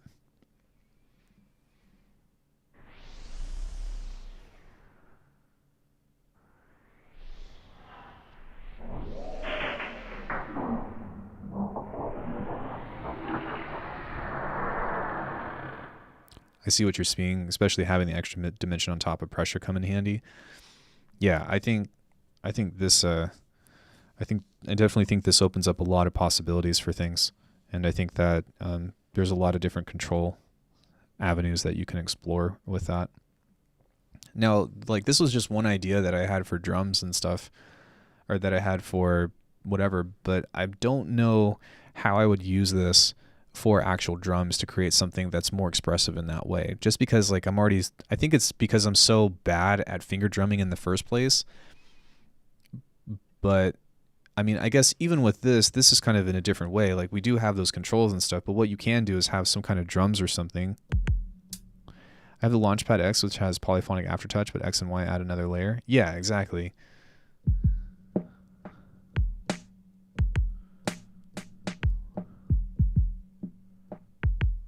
I mean, this isn't really MPE by working in things in that way, but it is kind of nice to be like, yo, like, I need a pad, and then just slap it on, and then like, oh, yo, I want to switch it up back into, playing keys or something. So like, there is that aspect of it, and I think that's kind of cool with the integration between this, right? And I think that something like this actually gives it a longer shelf life. Because if you look at something in regards to, let's say, like Ableton Push 2, right? Now, that is a fantastic controller. Like, it's got a great build. I've had one for, well, I used to have one for years. In fact, I'd say that, yeah, my entire first EP, Insomnia, was written with a Push 2 in one way or another. But it's limited because the hardware design of it only has, you know, these knobs and these pads. Now, you are limited in some way or another by the real estate between here, but essentially, like, you just grab one of these, and I'm sure that Sensel will be coming out with different versions and stuff, but like, how many different, you know, face pads can you come up with, right? And all you have to do is create something that has an interface, and the interface itself is already usable. So it's kind of like, okay, hear me out. But one of the really cool things about this is it kind of reminds me of like Nintendo Labo. You guys know about that? Like the construction thing that you can like make stuff and make modulators and stuff, or like you have a modular environment with the Switch of how you can change it into a piano, or you can change it into, you know, a robot or a fishing hook or something. I really feel like Sensel Morph kind of embodies that or embraces that same idea about having one particular MIDI controller that can perform a lot of different functions in that way, or can cater towards the interface that you're most comfortable with working with, rather, because at the end of the day, it's an MPE controller. But, you know, I wouldn't want to play pads with this interface. So if I were to purchase something that's just a MIDI keyboard, like, I can't imagine myself trying to drum on this thing.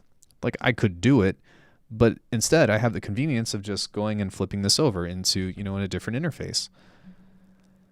And that to me brings a large appeal behind that, if that makes sense. So there is that. And the other thing too is, like, look how small this thing is. You know, if I were to, I'm not going to close my laptop, but, you know, this thing, my laptop is already super thin. But if you take a look at this, like, this is, I guess you can't even see because of this angle, but like, this is so thin. How sensitive is it? Like, how light of a touch activates it? It's incredibly sensitive. And you can change that via the app. And you don't have to have the app open. I just like having it open so we can tell. But I mean, through this particular camera, you can't really see how hard I'm touching something, but you can, I can say that, like, if I just barely, then you can already kind of see over in this region, right, that it's already doing something. A little bit harder, a little bit harder, a little bit harder, a little bit harder. And you can kind of see that there's this exponential, I'm going to stop saying that word now, but, and it goes all the way, now I'm hitting it really hard. So look how much of a dynamic range you have between that on pressure.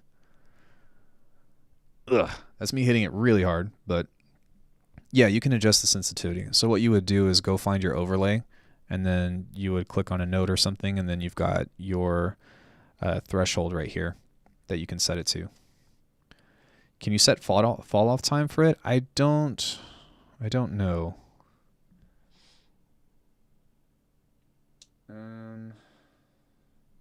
Recenter CC, pitch bend, threshold. I don't think so. I don't think so. These are the controls that you have right here that you can do. So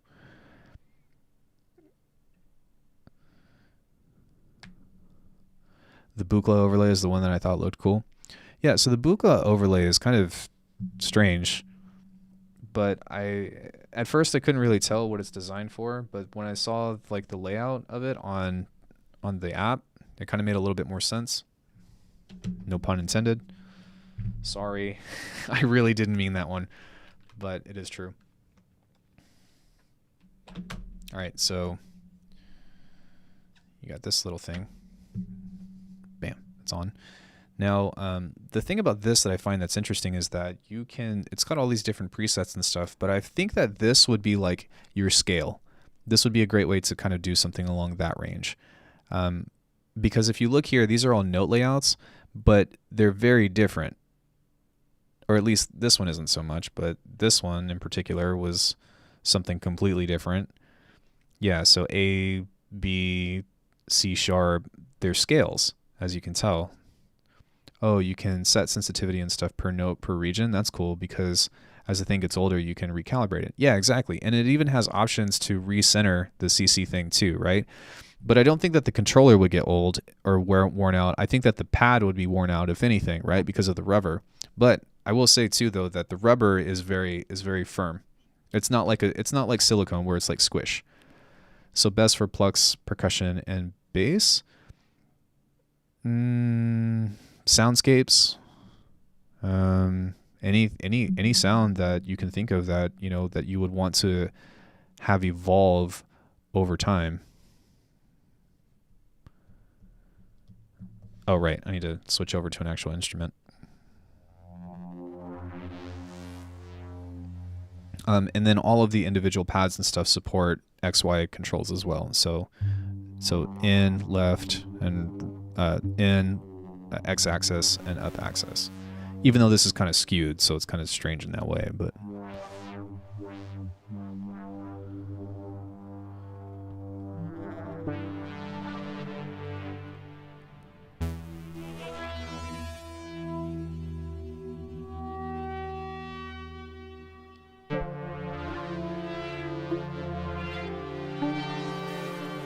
And it's kind of interesting too, because as opposed to everything going from left to, from left to right, from low note to high note, this goes up, and then this goes down.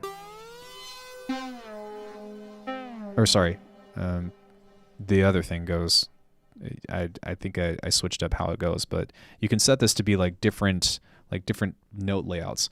And so the cool thing about this one in particular is that like it really changes the approach to how you would typically look at melody, right? Like I wouldn't recommend trying to make a piano out of this, long story short. Yeah, C, E, G, like those are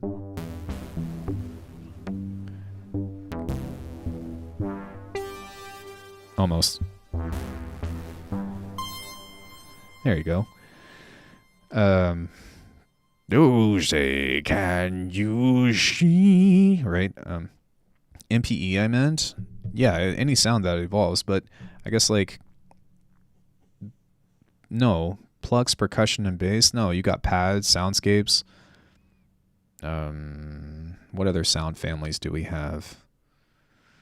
Keys, I guess you could consider to be in pluck, range, bells, anything that can change over time, anything that has the ability to morph.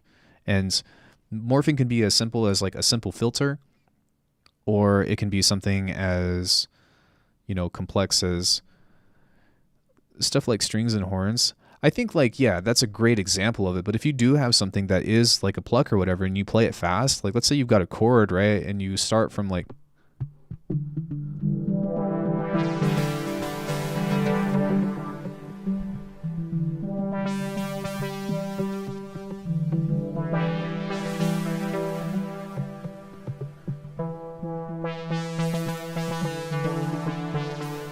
right? So like, that's not easy to do, and that's fast. I guess you would consider that faster. Yeah, it detects the position even before the note on.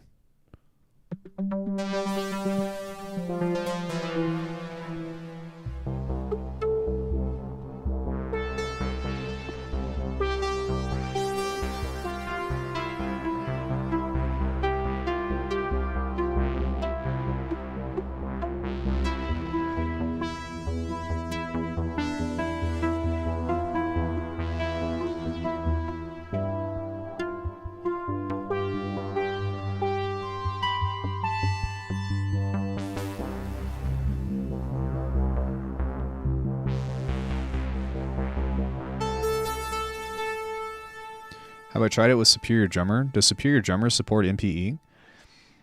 That'd be cool. It means that you can have drum ranges, like the closer the edge to the rim, it could be regular snare. Oh, yeah. That's pretty sick. I guess that's what that's meant for. Even just having velocity. Yeah, I guess velocity dictates kind of that range as of now, right? Which that would make sense. I don't know. Let's try it.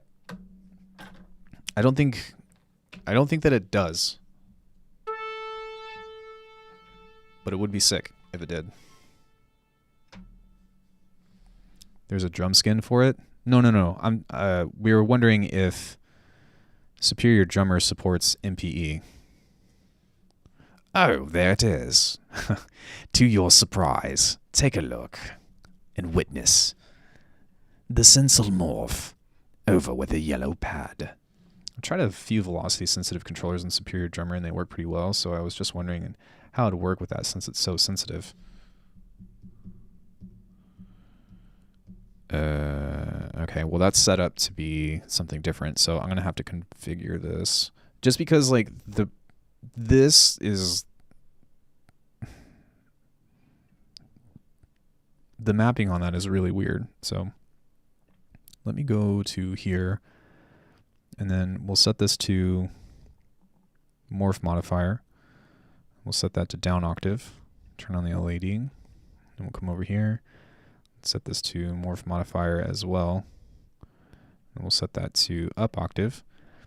And that way I can figure out what range of this that I actually want to play. And then we'll send it to the morph, and then it might take a second, but that should be how that works. I want one of these so bad. I think they're pretty cool. I've had a lot of fun with this so far. That would be tight.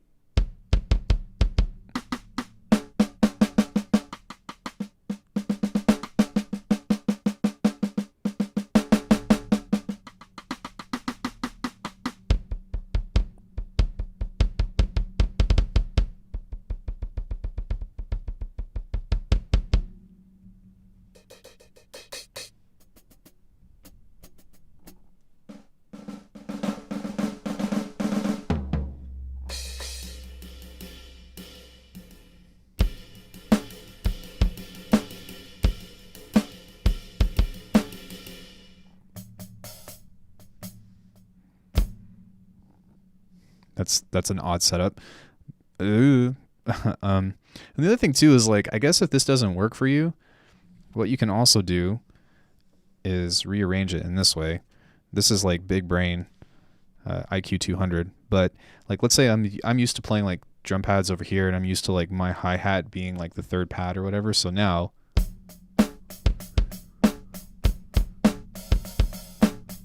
yeah, you can just play it like that if it doesn't work out for you. But that does make sense though, right? Because typically within a drum pad setup, sorry, I'm orienting it towards me, but I guess if I'm facing this way, your kick's in the middle, and you've got your snare that's a little bit over to the left. And then you've got your hi-hat. I did see a YouTube video where somebody was drumming with actual pads, or like with actual drumsticks on this. So if you're that accurate, you can do it. I think my toms are turned off by default, but that's where those would be. Yeah, so we can just activate that into something else. Sure.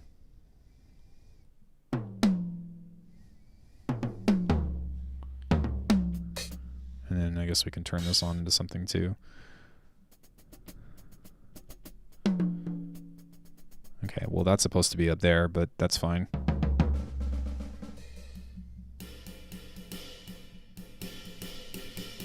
And then I set this to be an octave as well, so now, yeah, that's nothing.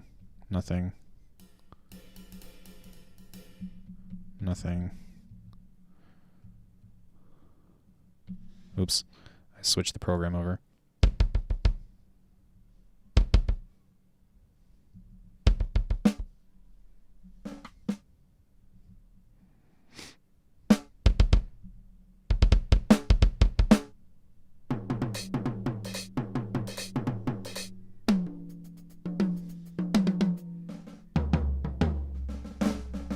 That's weird that snare.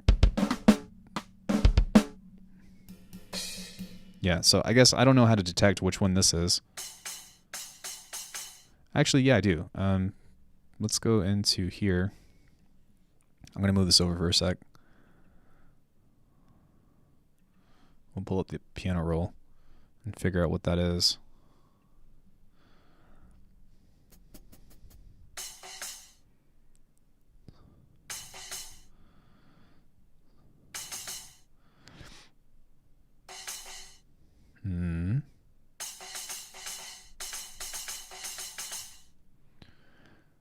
I guess I don't think that this is actually mapped. Yeah, it's not mapped. Okay, well that makes sense because you have to map that manually. So that's not Sensel's fault. That's Superior Drummer's fault. But I didn't see that come up.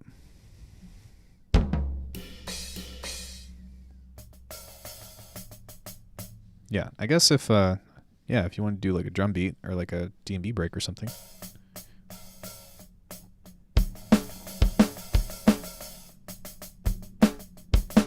Oh shit, I'm bad.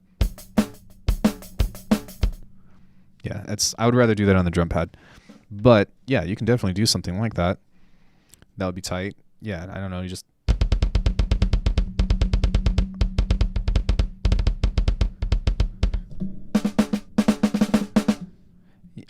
one thing that I really like about this too is like how responsive it is. It is, I don't know like the latency between what you guys are getting and whatnot, but like that's immediate for me.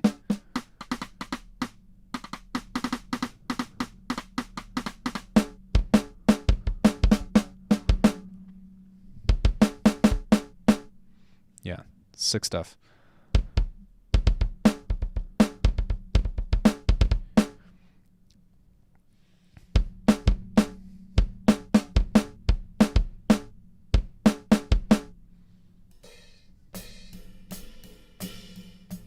Yeah, I think that it would be sick to, try to come up with some cool like hip hop off rhythm type things with that too though. But again, for drumming in particular, I think that I would rather use the other pad. Did Bitwig detect the morph? No, you have to install the drivers. Once you install everything, then yes, it will. It's backwards. Then yes, it will. But yeah, so it has a driver, it has the built-in software, and then there's an actual Bitwig script that you have to download. Yeah, there we go.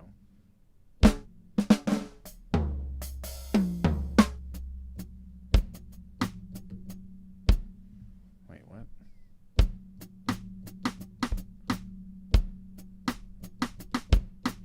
Does Sensel provide the script? They do on their website. It's a free purchase, and I say free because you still have to like check out or whatever. But if you go to Sensel Bitwig script, then they offer you the control surface script. And so somebody marked this as here. I don't know why, but I think it's that's just somebody being a douche. But there's only like 2 reviews anyways. Yeah, there's 2 reviews, so someone gave it a 1 star. That's kind of unfair. Because this works. There is one thing that I have not been able to get to work, and that's the record function. So I cannot figure out how to get the record function to work on here. And I can go into the Sensel app or whatever, and record strobe is turned on. But I don't know how to make that work. So if anybody knows how to do that, then there's that. Cam, I messaged Cam on Discord because he's kind of a proponent of the Sensel Morph as well, and he told me that he also has the same issue. But the workaround to that would be to go to settings and then go to like shortcuts and then hit that. Okay, I guess that's nothing. But you can go to record and then add one and then okay, well, that doesn't work either. That would have been a nice workaround. Oh, maybe controller? Touch and assign the shortcuts. Yeah, it's not even recognizing anything, but ideally that's what you could do to toggle that on. Choose mappings. Okay, I'll figure that out later because I don't know at the moment, but yeah, I do think that there is a way to do it. But aside from like not being able to use the record button, the play button works. I say that. It has in the past. Play. Stop. Do things. There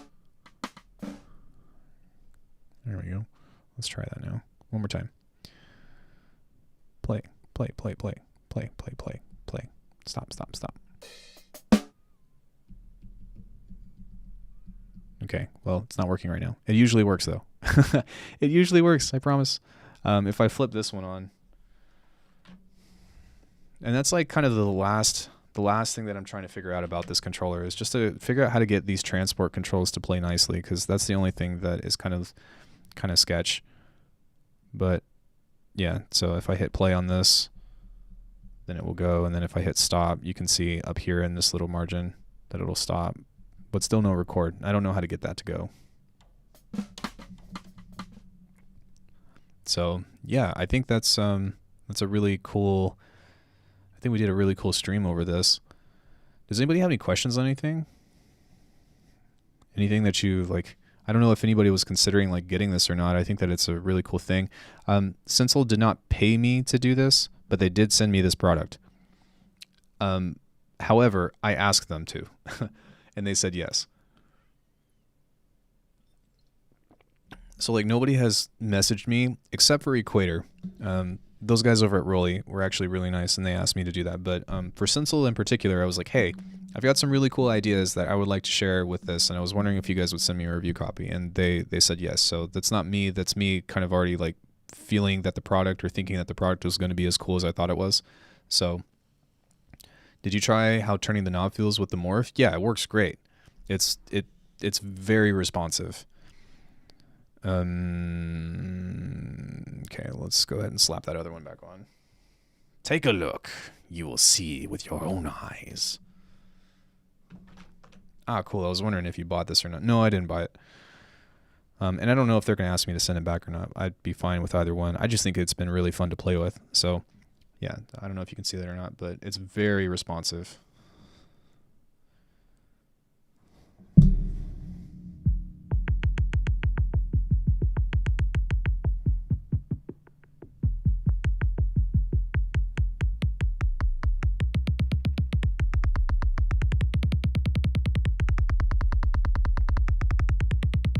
Played too much Metal Gear Solid. We'll know if you have rapid fire turned on or not. Push the square button to restore your energy. Or wait, what does he say? Does anybody remember what Ocelot says? To restore your something, because he doesn't say life.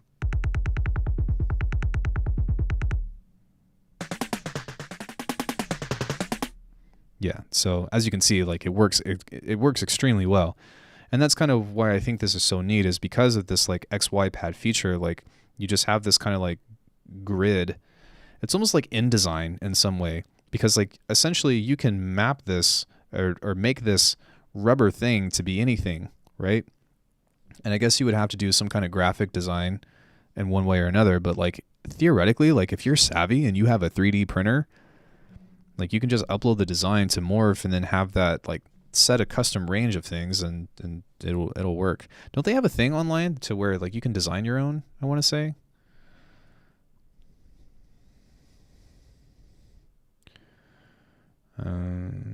Overlays for all.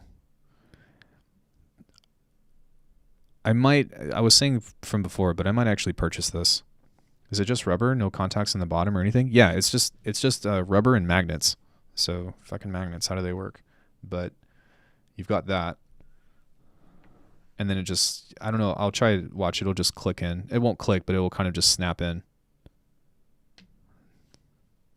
You see how it does that on its own? Hey, what's up, Dark Matter?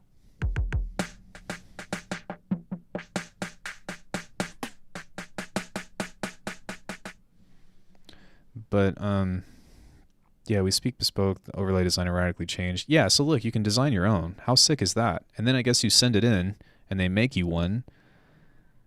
You got a little cutout thing or whatever. Like, that's freaking awesome.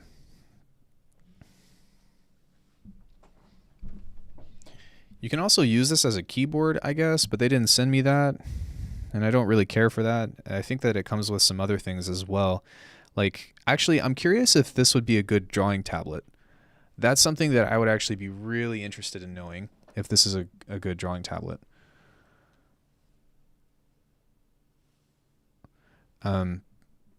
Because if that's the case, then like imagine getting some kind of like drawing pen or something, right? Or I guess you can even use your finger. Like you can take this off technically and use this.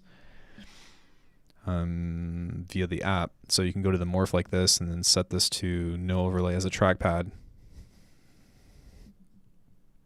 I don't know how to get this to work as a mouse, but it is possible. But imagine using this as a drawing tablet, like, and then having that come on, and then you're like, all right, I'm done drawing. I want to do something else that's media related.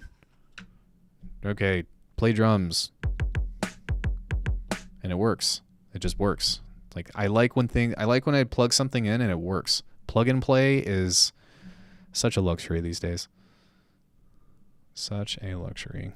Okay, still can't get that thing to fire off, but that's okay. I will figure that out. Play, sir.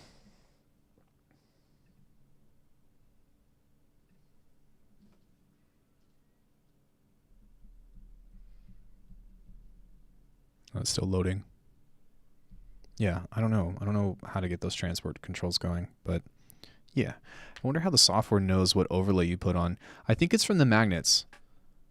I think it's from this. Oh, shit. I think it's from this. That's kind of what my guess is. Other than that, I wouldn't really know. Freaking magnets. There's got to be some kind of sensor or something.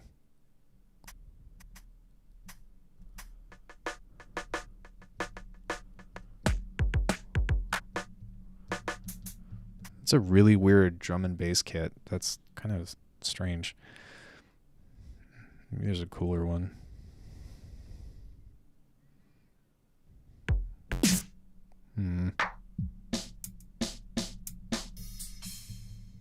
Who made these kits? Oh, that one's kind of cool.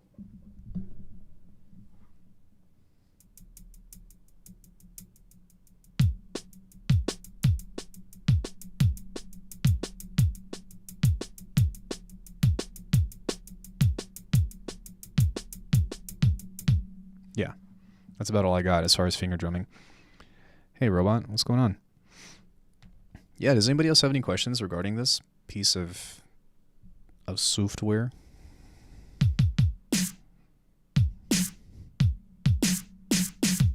Yeah.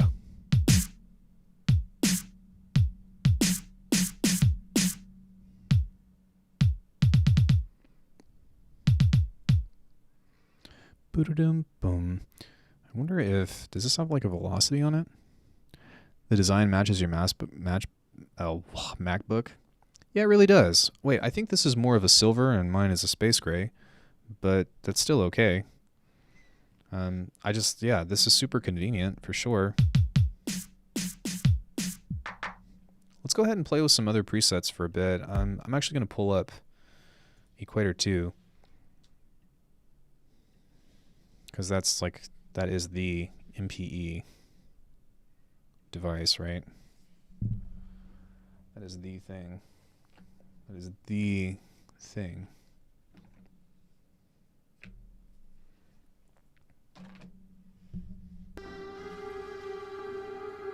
Sensel on Equator, do you think they'd approve? Yes, absolutely. Because they've done it in one of their live streams. I'm just joking, by the way. You know, well, I think that's actually a good point. I was actually worried about that. I don't think they care, though. I saw them on their live stream, and they actually pulled up Equator, and I was like, okay, that's on the books. We're good. We don't want to assume.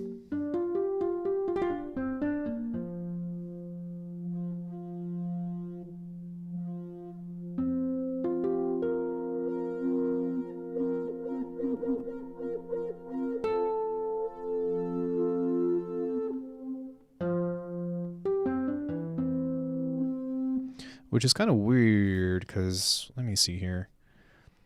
Oh, that's why. Okay.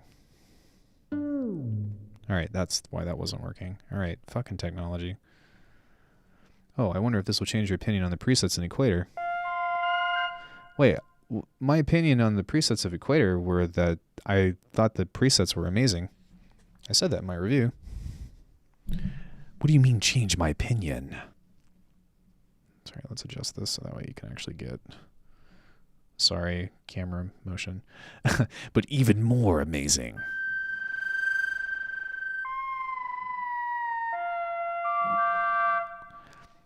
Maybe they suck with MPE. You know, if you just like don't have a MIDI controller, then it seems like Equator's presets are the best. But yeah, like getting my hands on it with a MIDI controller or an MPE device was really disappointing.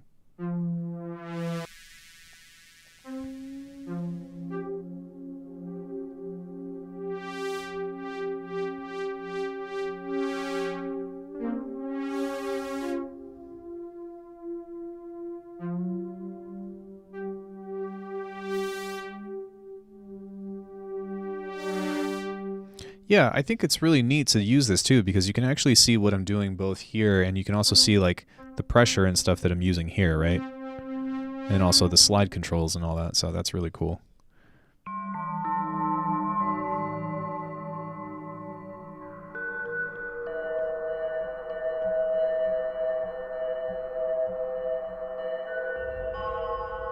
That's really neat.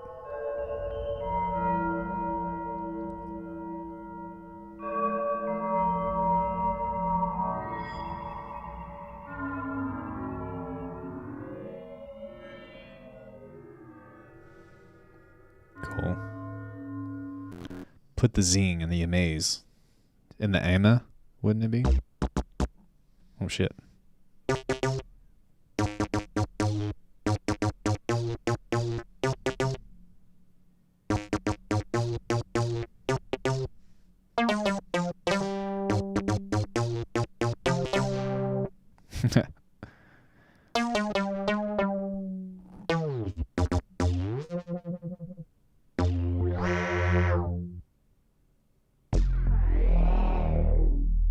Wow. Oh shit.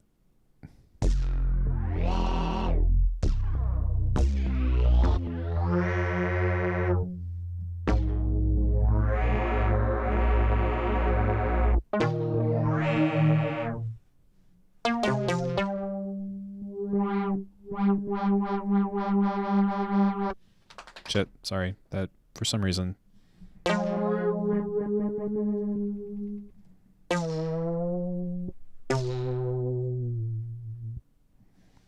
That's kind of cool. Duck bass. Snapchat that fat. Don't Snapchat that. Yeah, you guys know that song?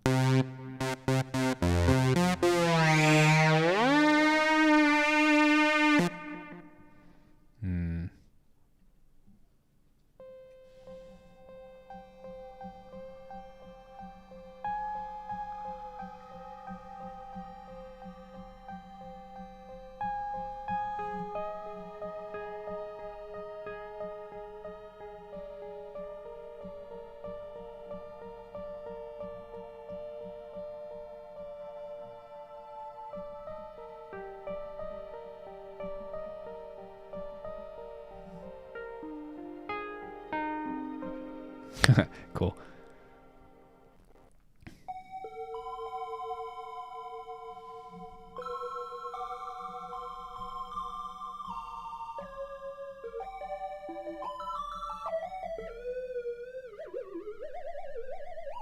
This one's a little crazy. Like, that's super sensitive.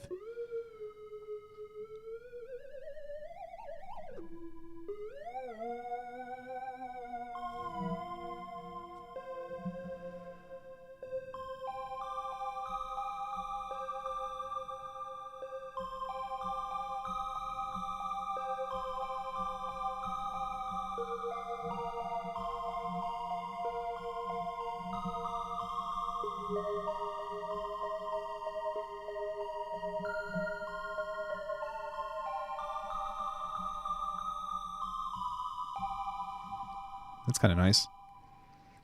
I can play keys to some degree.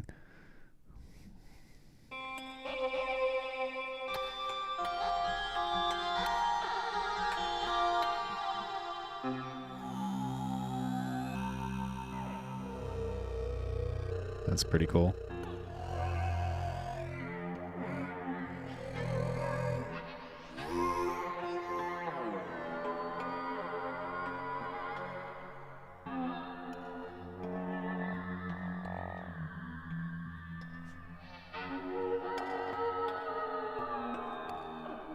Neat.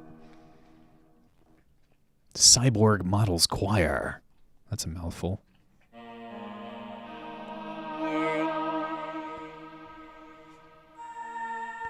MPE still seems like a gimmick to me. I'm curious what y'all think about it in a few weeks. No, today I realized quite a bit with MPE. And I think that if you're somebody that likes to record melody or harmony or likes to perform, then yes, I think it's pretty sick.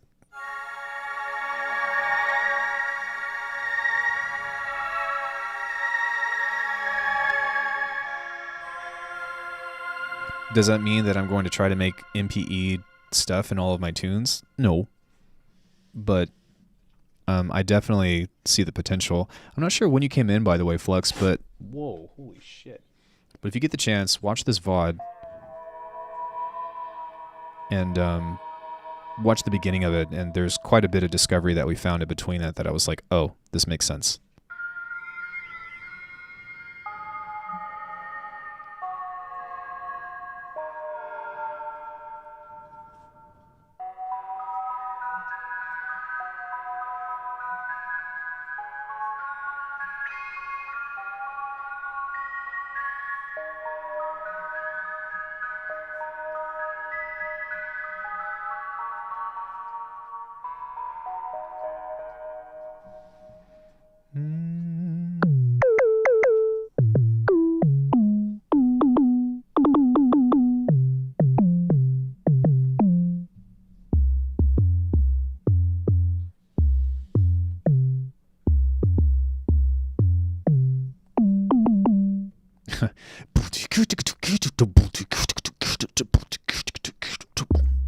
That's really hard to do at the same time.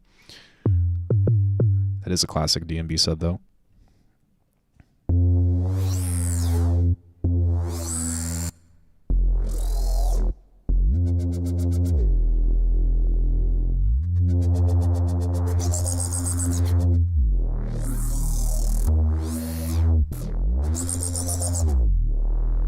That one's all right.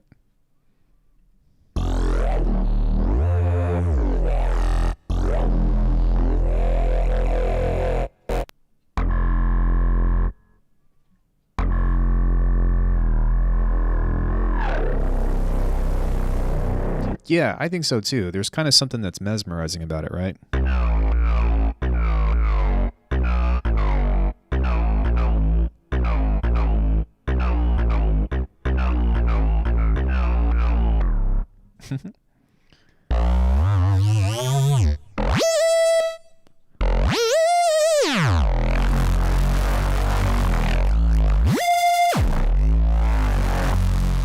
Well, I see that it's useful to a performer or someone who has a full-on keyboard player to get more expression out of it.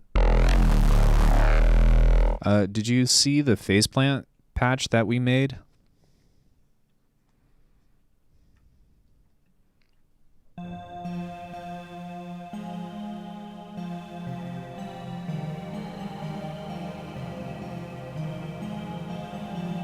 Yeah, for slidey basses, I can see this super expensive being super expressive. Sorry about that. I wonder how quantization treats MPE. Like, what do you mean by that, though? Oh, like, how well does it add up? Well, that would be based on latency, right? Or, fuck, that's interesting. Like, I wonder, because those are all different values, and those aren't synchronized to a grid, or are they? Like, there's too much... Yeah, that's interesting. Like, I wonder if, like, curves and stuff, like, can synchronize and all that. That's you brought up some really cool points today. Like, if you're just sliding around notes, will we get time synced or just on-offs? Do they, though? That would be sick. How can you improve on such a patch instead of starting from scratch? How can I, like, make a patch better?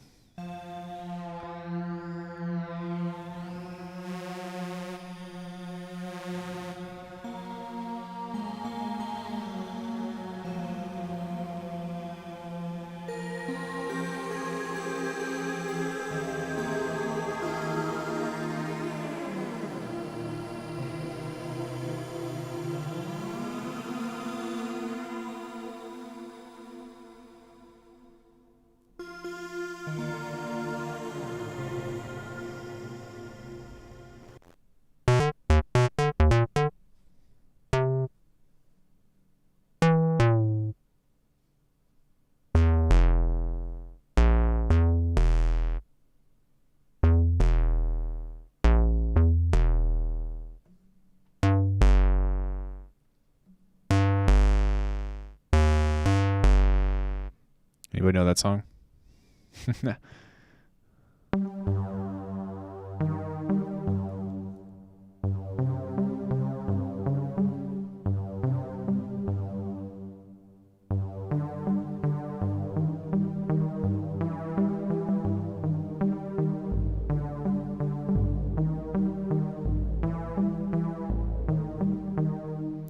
We're editing MPE. Can you look at the motions after recording them? Take a look at that. Yeah, sorry.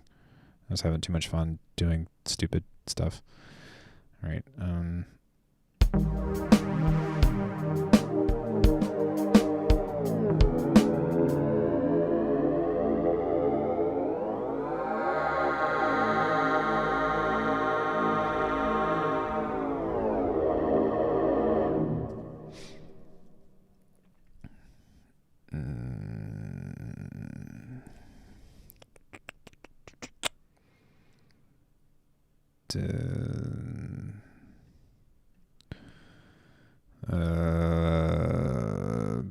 Gain velocity. Okay, well, here you go. Here's the timbre. For bass, more so, but yeah, just curious what you would do. It depends. Depends on the thing. Pitch class, note channel, clip, consolidate. Yeah, I don't think that, like, on a... Where would pitch bend be? There it is. Okay, so I guess if I wanted to, like, edit this stuff, then I'd go to the tune fork. Oh, wow, that's cool. You can see all that. Maybe those notes can be quantized. That's what I'm trying to find out right now. So I'm wondering if, like, I can go here and go... No, you can't. But I do think that you can move them. Yeah, so you can move them, but you can't quantize them. Pitch bend looks rad. Have you never seen this before? Would be nice if you could select just the nodes on one note. You can select the nodes on just a single note, I think. Maybe not. I don't know. Maybe what you can do is... You might have to come into here, actually. And then go into mixer volume, equator to mixer. Then go into track, maybe. I feel like there's a way.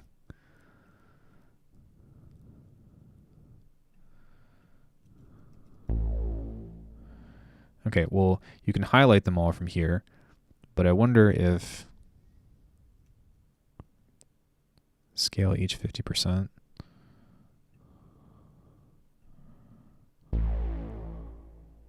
Yeah, I guess not.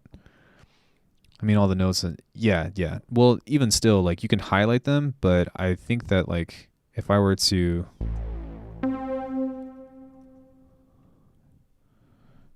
Yeah, you can't separate them. Can the node stuff work on Ableton or Reason? Never seen it before. I think so. I haven't really messed with MPE and Ableton before, so I don't really know.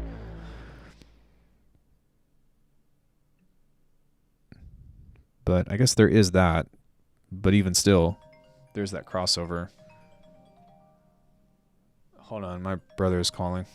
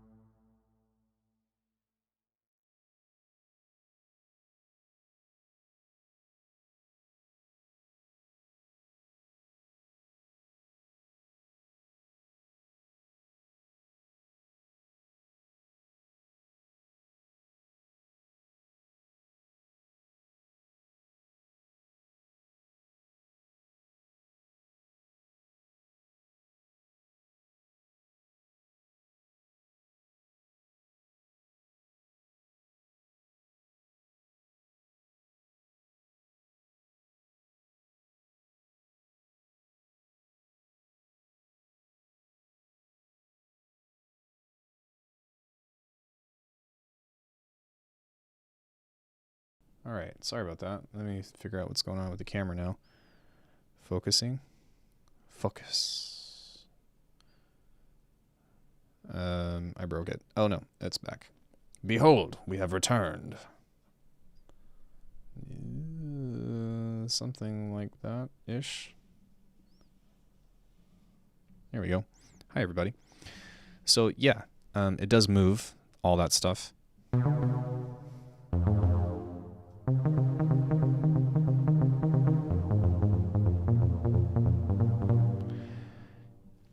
But, yeah, I'm trying to think if there's anything else that I wanted to take a look at with the Morph. So far, like, I think that, like, as far as, like, the functionality of it, it's been really impressive.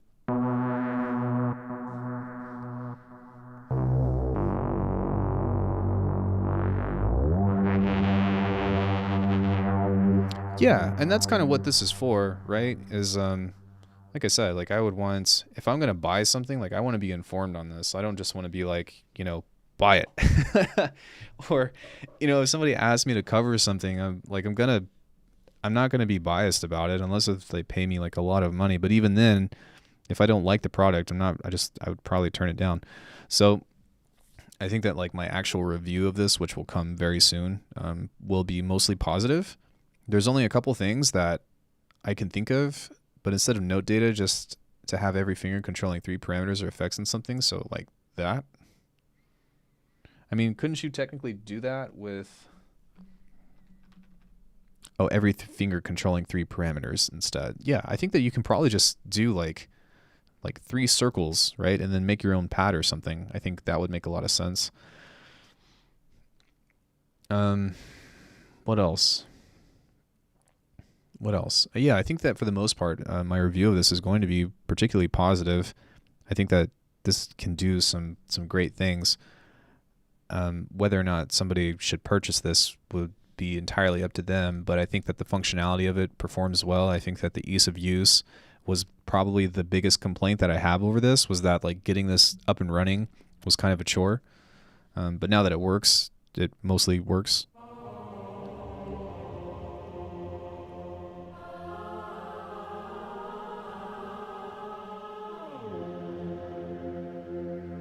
Oh, dude, that's a Metroid pad right there. Yeah.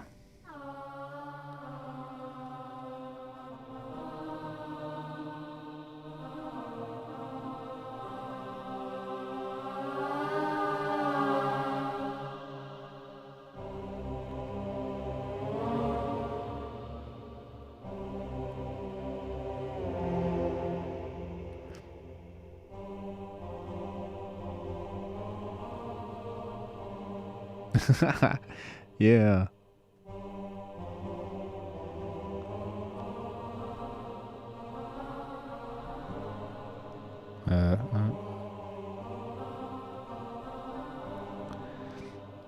Could be a nice single controller to use for everything. Yeah, and I think like there's a massive amount of portability behind it. Like it's, you know, it's sturdy, but it's still super thin. You've got a lot of modularity to it. You know, the actual controls that it can perform are great. Like this isn't going to replace a piano by any means, whereas I think that like if you wanted something that was more traditional and you wanted something that was very tactile in that way, that you would go for something like the Rolly Seaboard, right? Because that has a traditional like outlook of that. This is more, I think this is more for the electronic scene, to be honest, to be quite clear. I think that like if you were a composer or something like that, I think somebody of that caliber would opt in for, you know, figuring out one day how to apply MPE to, you know, contact instruments and stuff. That would be like a great thing that the Seaboard could deliver on. But the modularity behind this, you know, and the fact that this, you know, the faceplates of this can perform so many different functions that you would normally purchase like a different controller for on an individual basis, I find that to be very appealing in that way. You know, like if you know, so this is $250, right? Which is a premium thing. But, you know, let's say you get this and you get the drum pad, right? Well, if you were to buy that with, how do you say, if you were to buy like an MPC 25, right? You'd still have to get like a dedicated drum pad, because even though those things come with pads or whatever, like they're not very good. So you'd still have to have a dedicated means in that way. And then you also have to consider that none of those are MPE. So if you look at it in those, like in that way, and the fact that you can do it all on one device and that it's as quick as slapping this on, that's pretty damn convenient if you think about it. And not only that, but like, I also appreciate that I only have to plug in one hardware controller, and it saves a lot of space on, you know, a cramped desk. Like I have an L desk and it's already like filled up with things that, you know, that's a lot. Like this is taking up a bunch of space.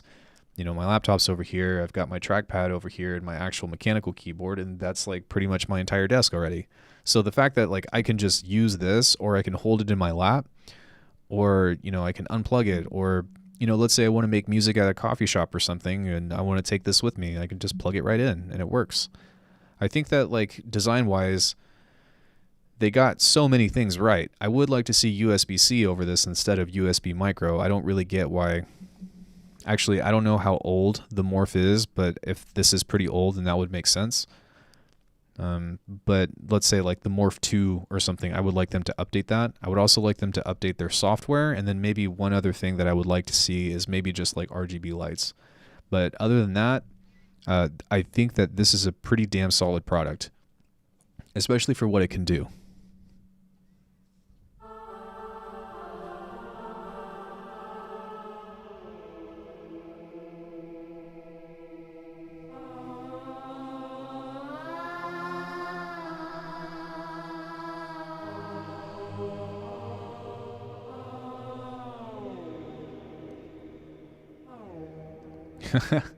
It's like, you know, when you're in a rap song or whatever and they say a bad word and they're like, you know, suck on some.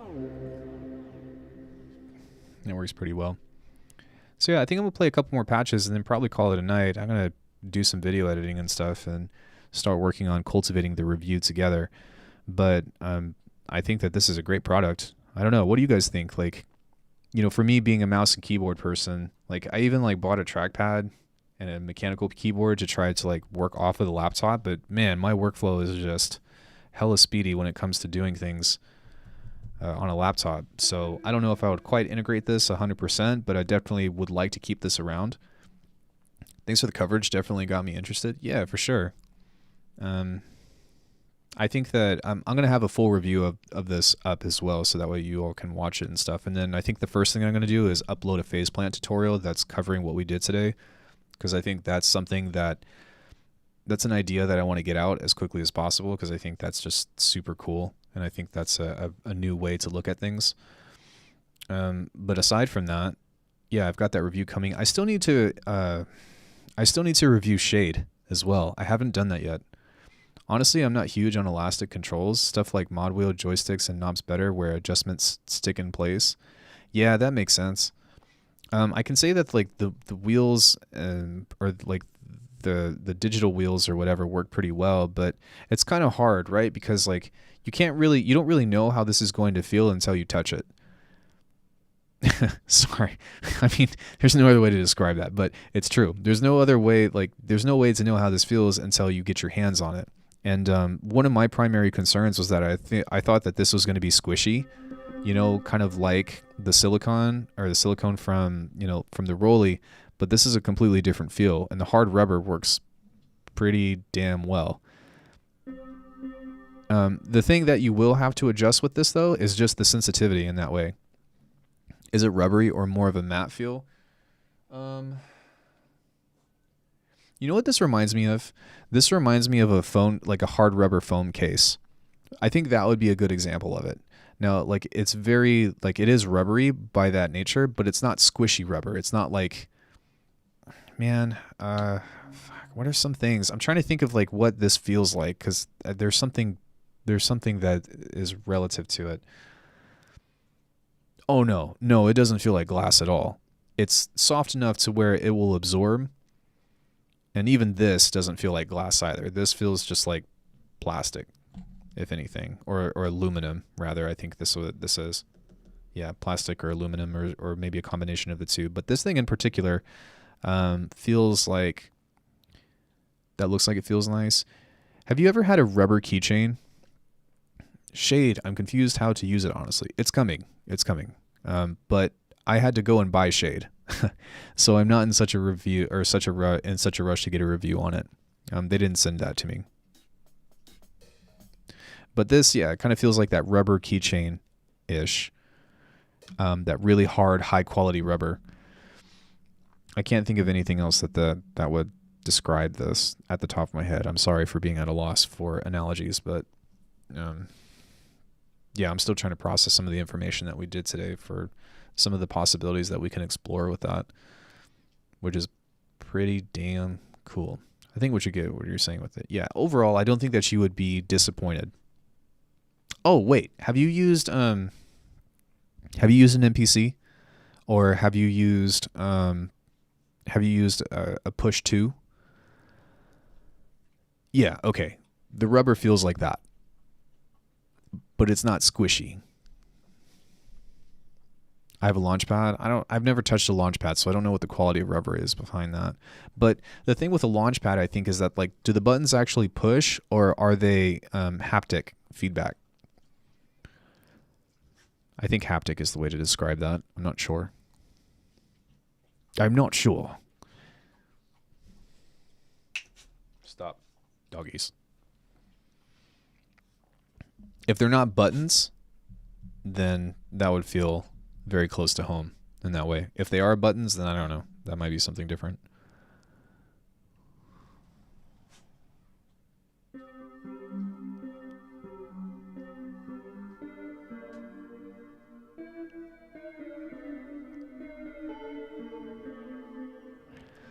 No haptic. They don't click, though. Yeah, they shouldn't click.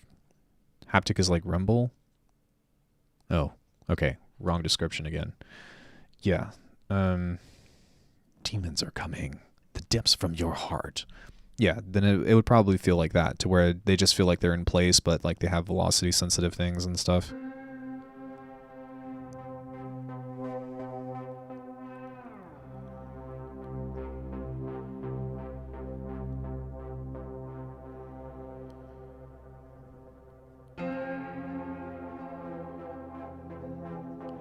And I think part of the reason why this seems a little finicky is just because I have the sensitivity of the pitch set so high.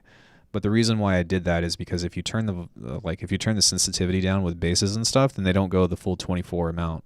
So that's kind of why I set that. So that way, if I go across the whole keyboard, it will do that.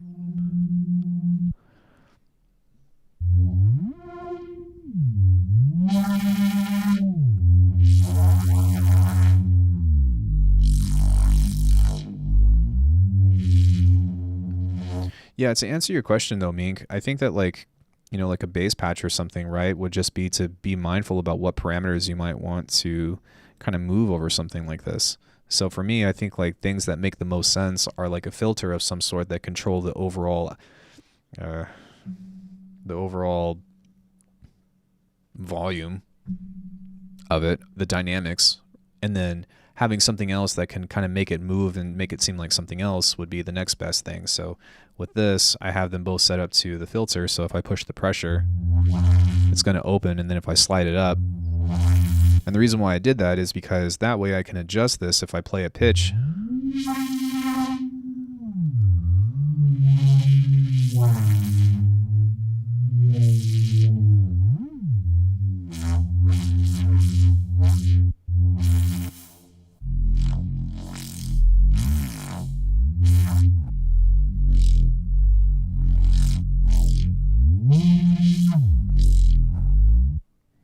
I requested timbre from Sensel for Vital, by the way.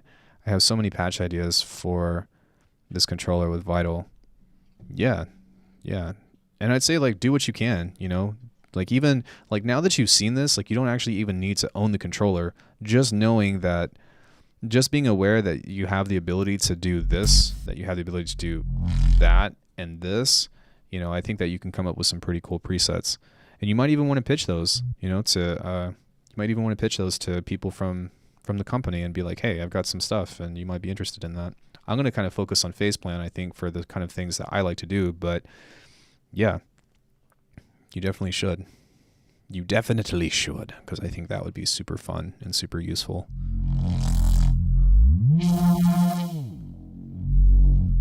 You know, it might even be like really cool to just like, you know, I don't drink or do drugs, but like if you get like really drunk or something and then you just fucking put your finger on this and like record this out as a jam and like just focus on the feel of it, then that could be really cool. Yeah, I've been meaning to pitch MPE presets to a few companies. I think you should, dude, because that's like really cool. Wasn't Kilohearts working on MPE implementation for Phase Plant? I have no idea what they're doing. I still would rather have a granular synth, to be honest. But just because that's something that I want doesn't mean that's something that they're doing. Who are we to be such pretentious people? I think it's on their list, like pretty high up. Yeah, well, that would make sense then.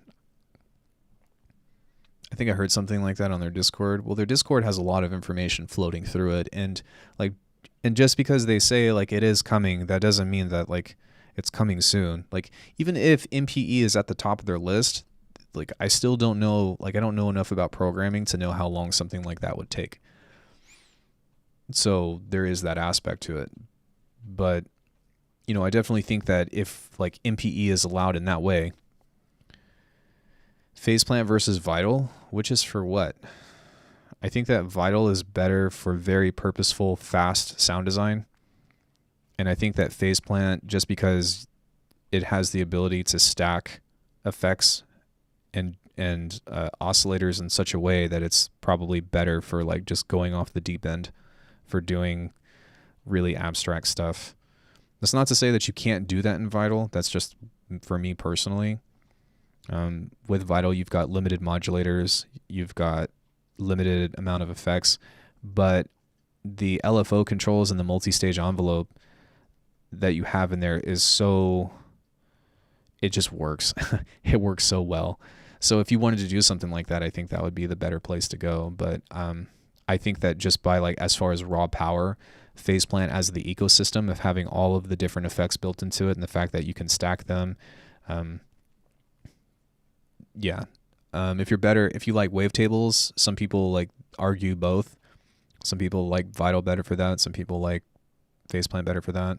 But Vital is better for macros and remapping. Also, some really cool LFOs and Spectral Phase Plant can go deeper though and has more effect options. Yeah, I think that's a good summary.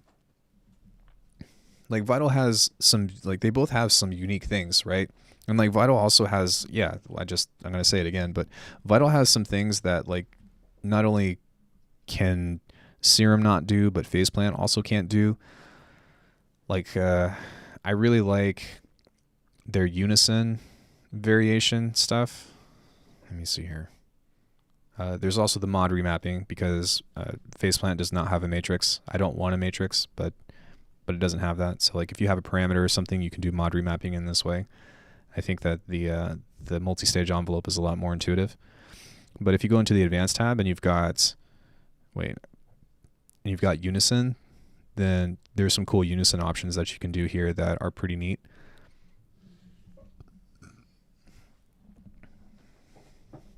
Macro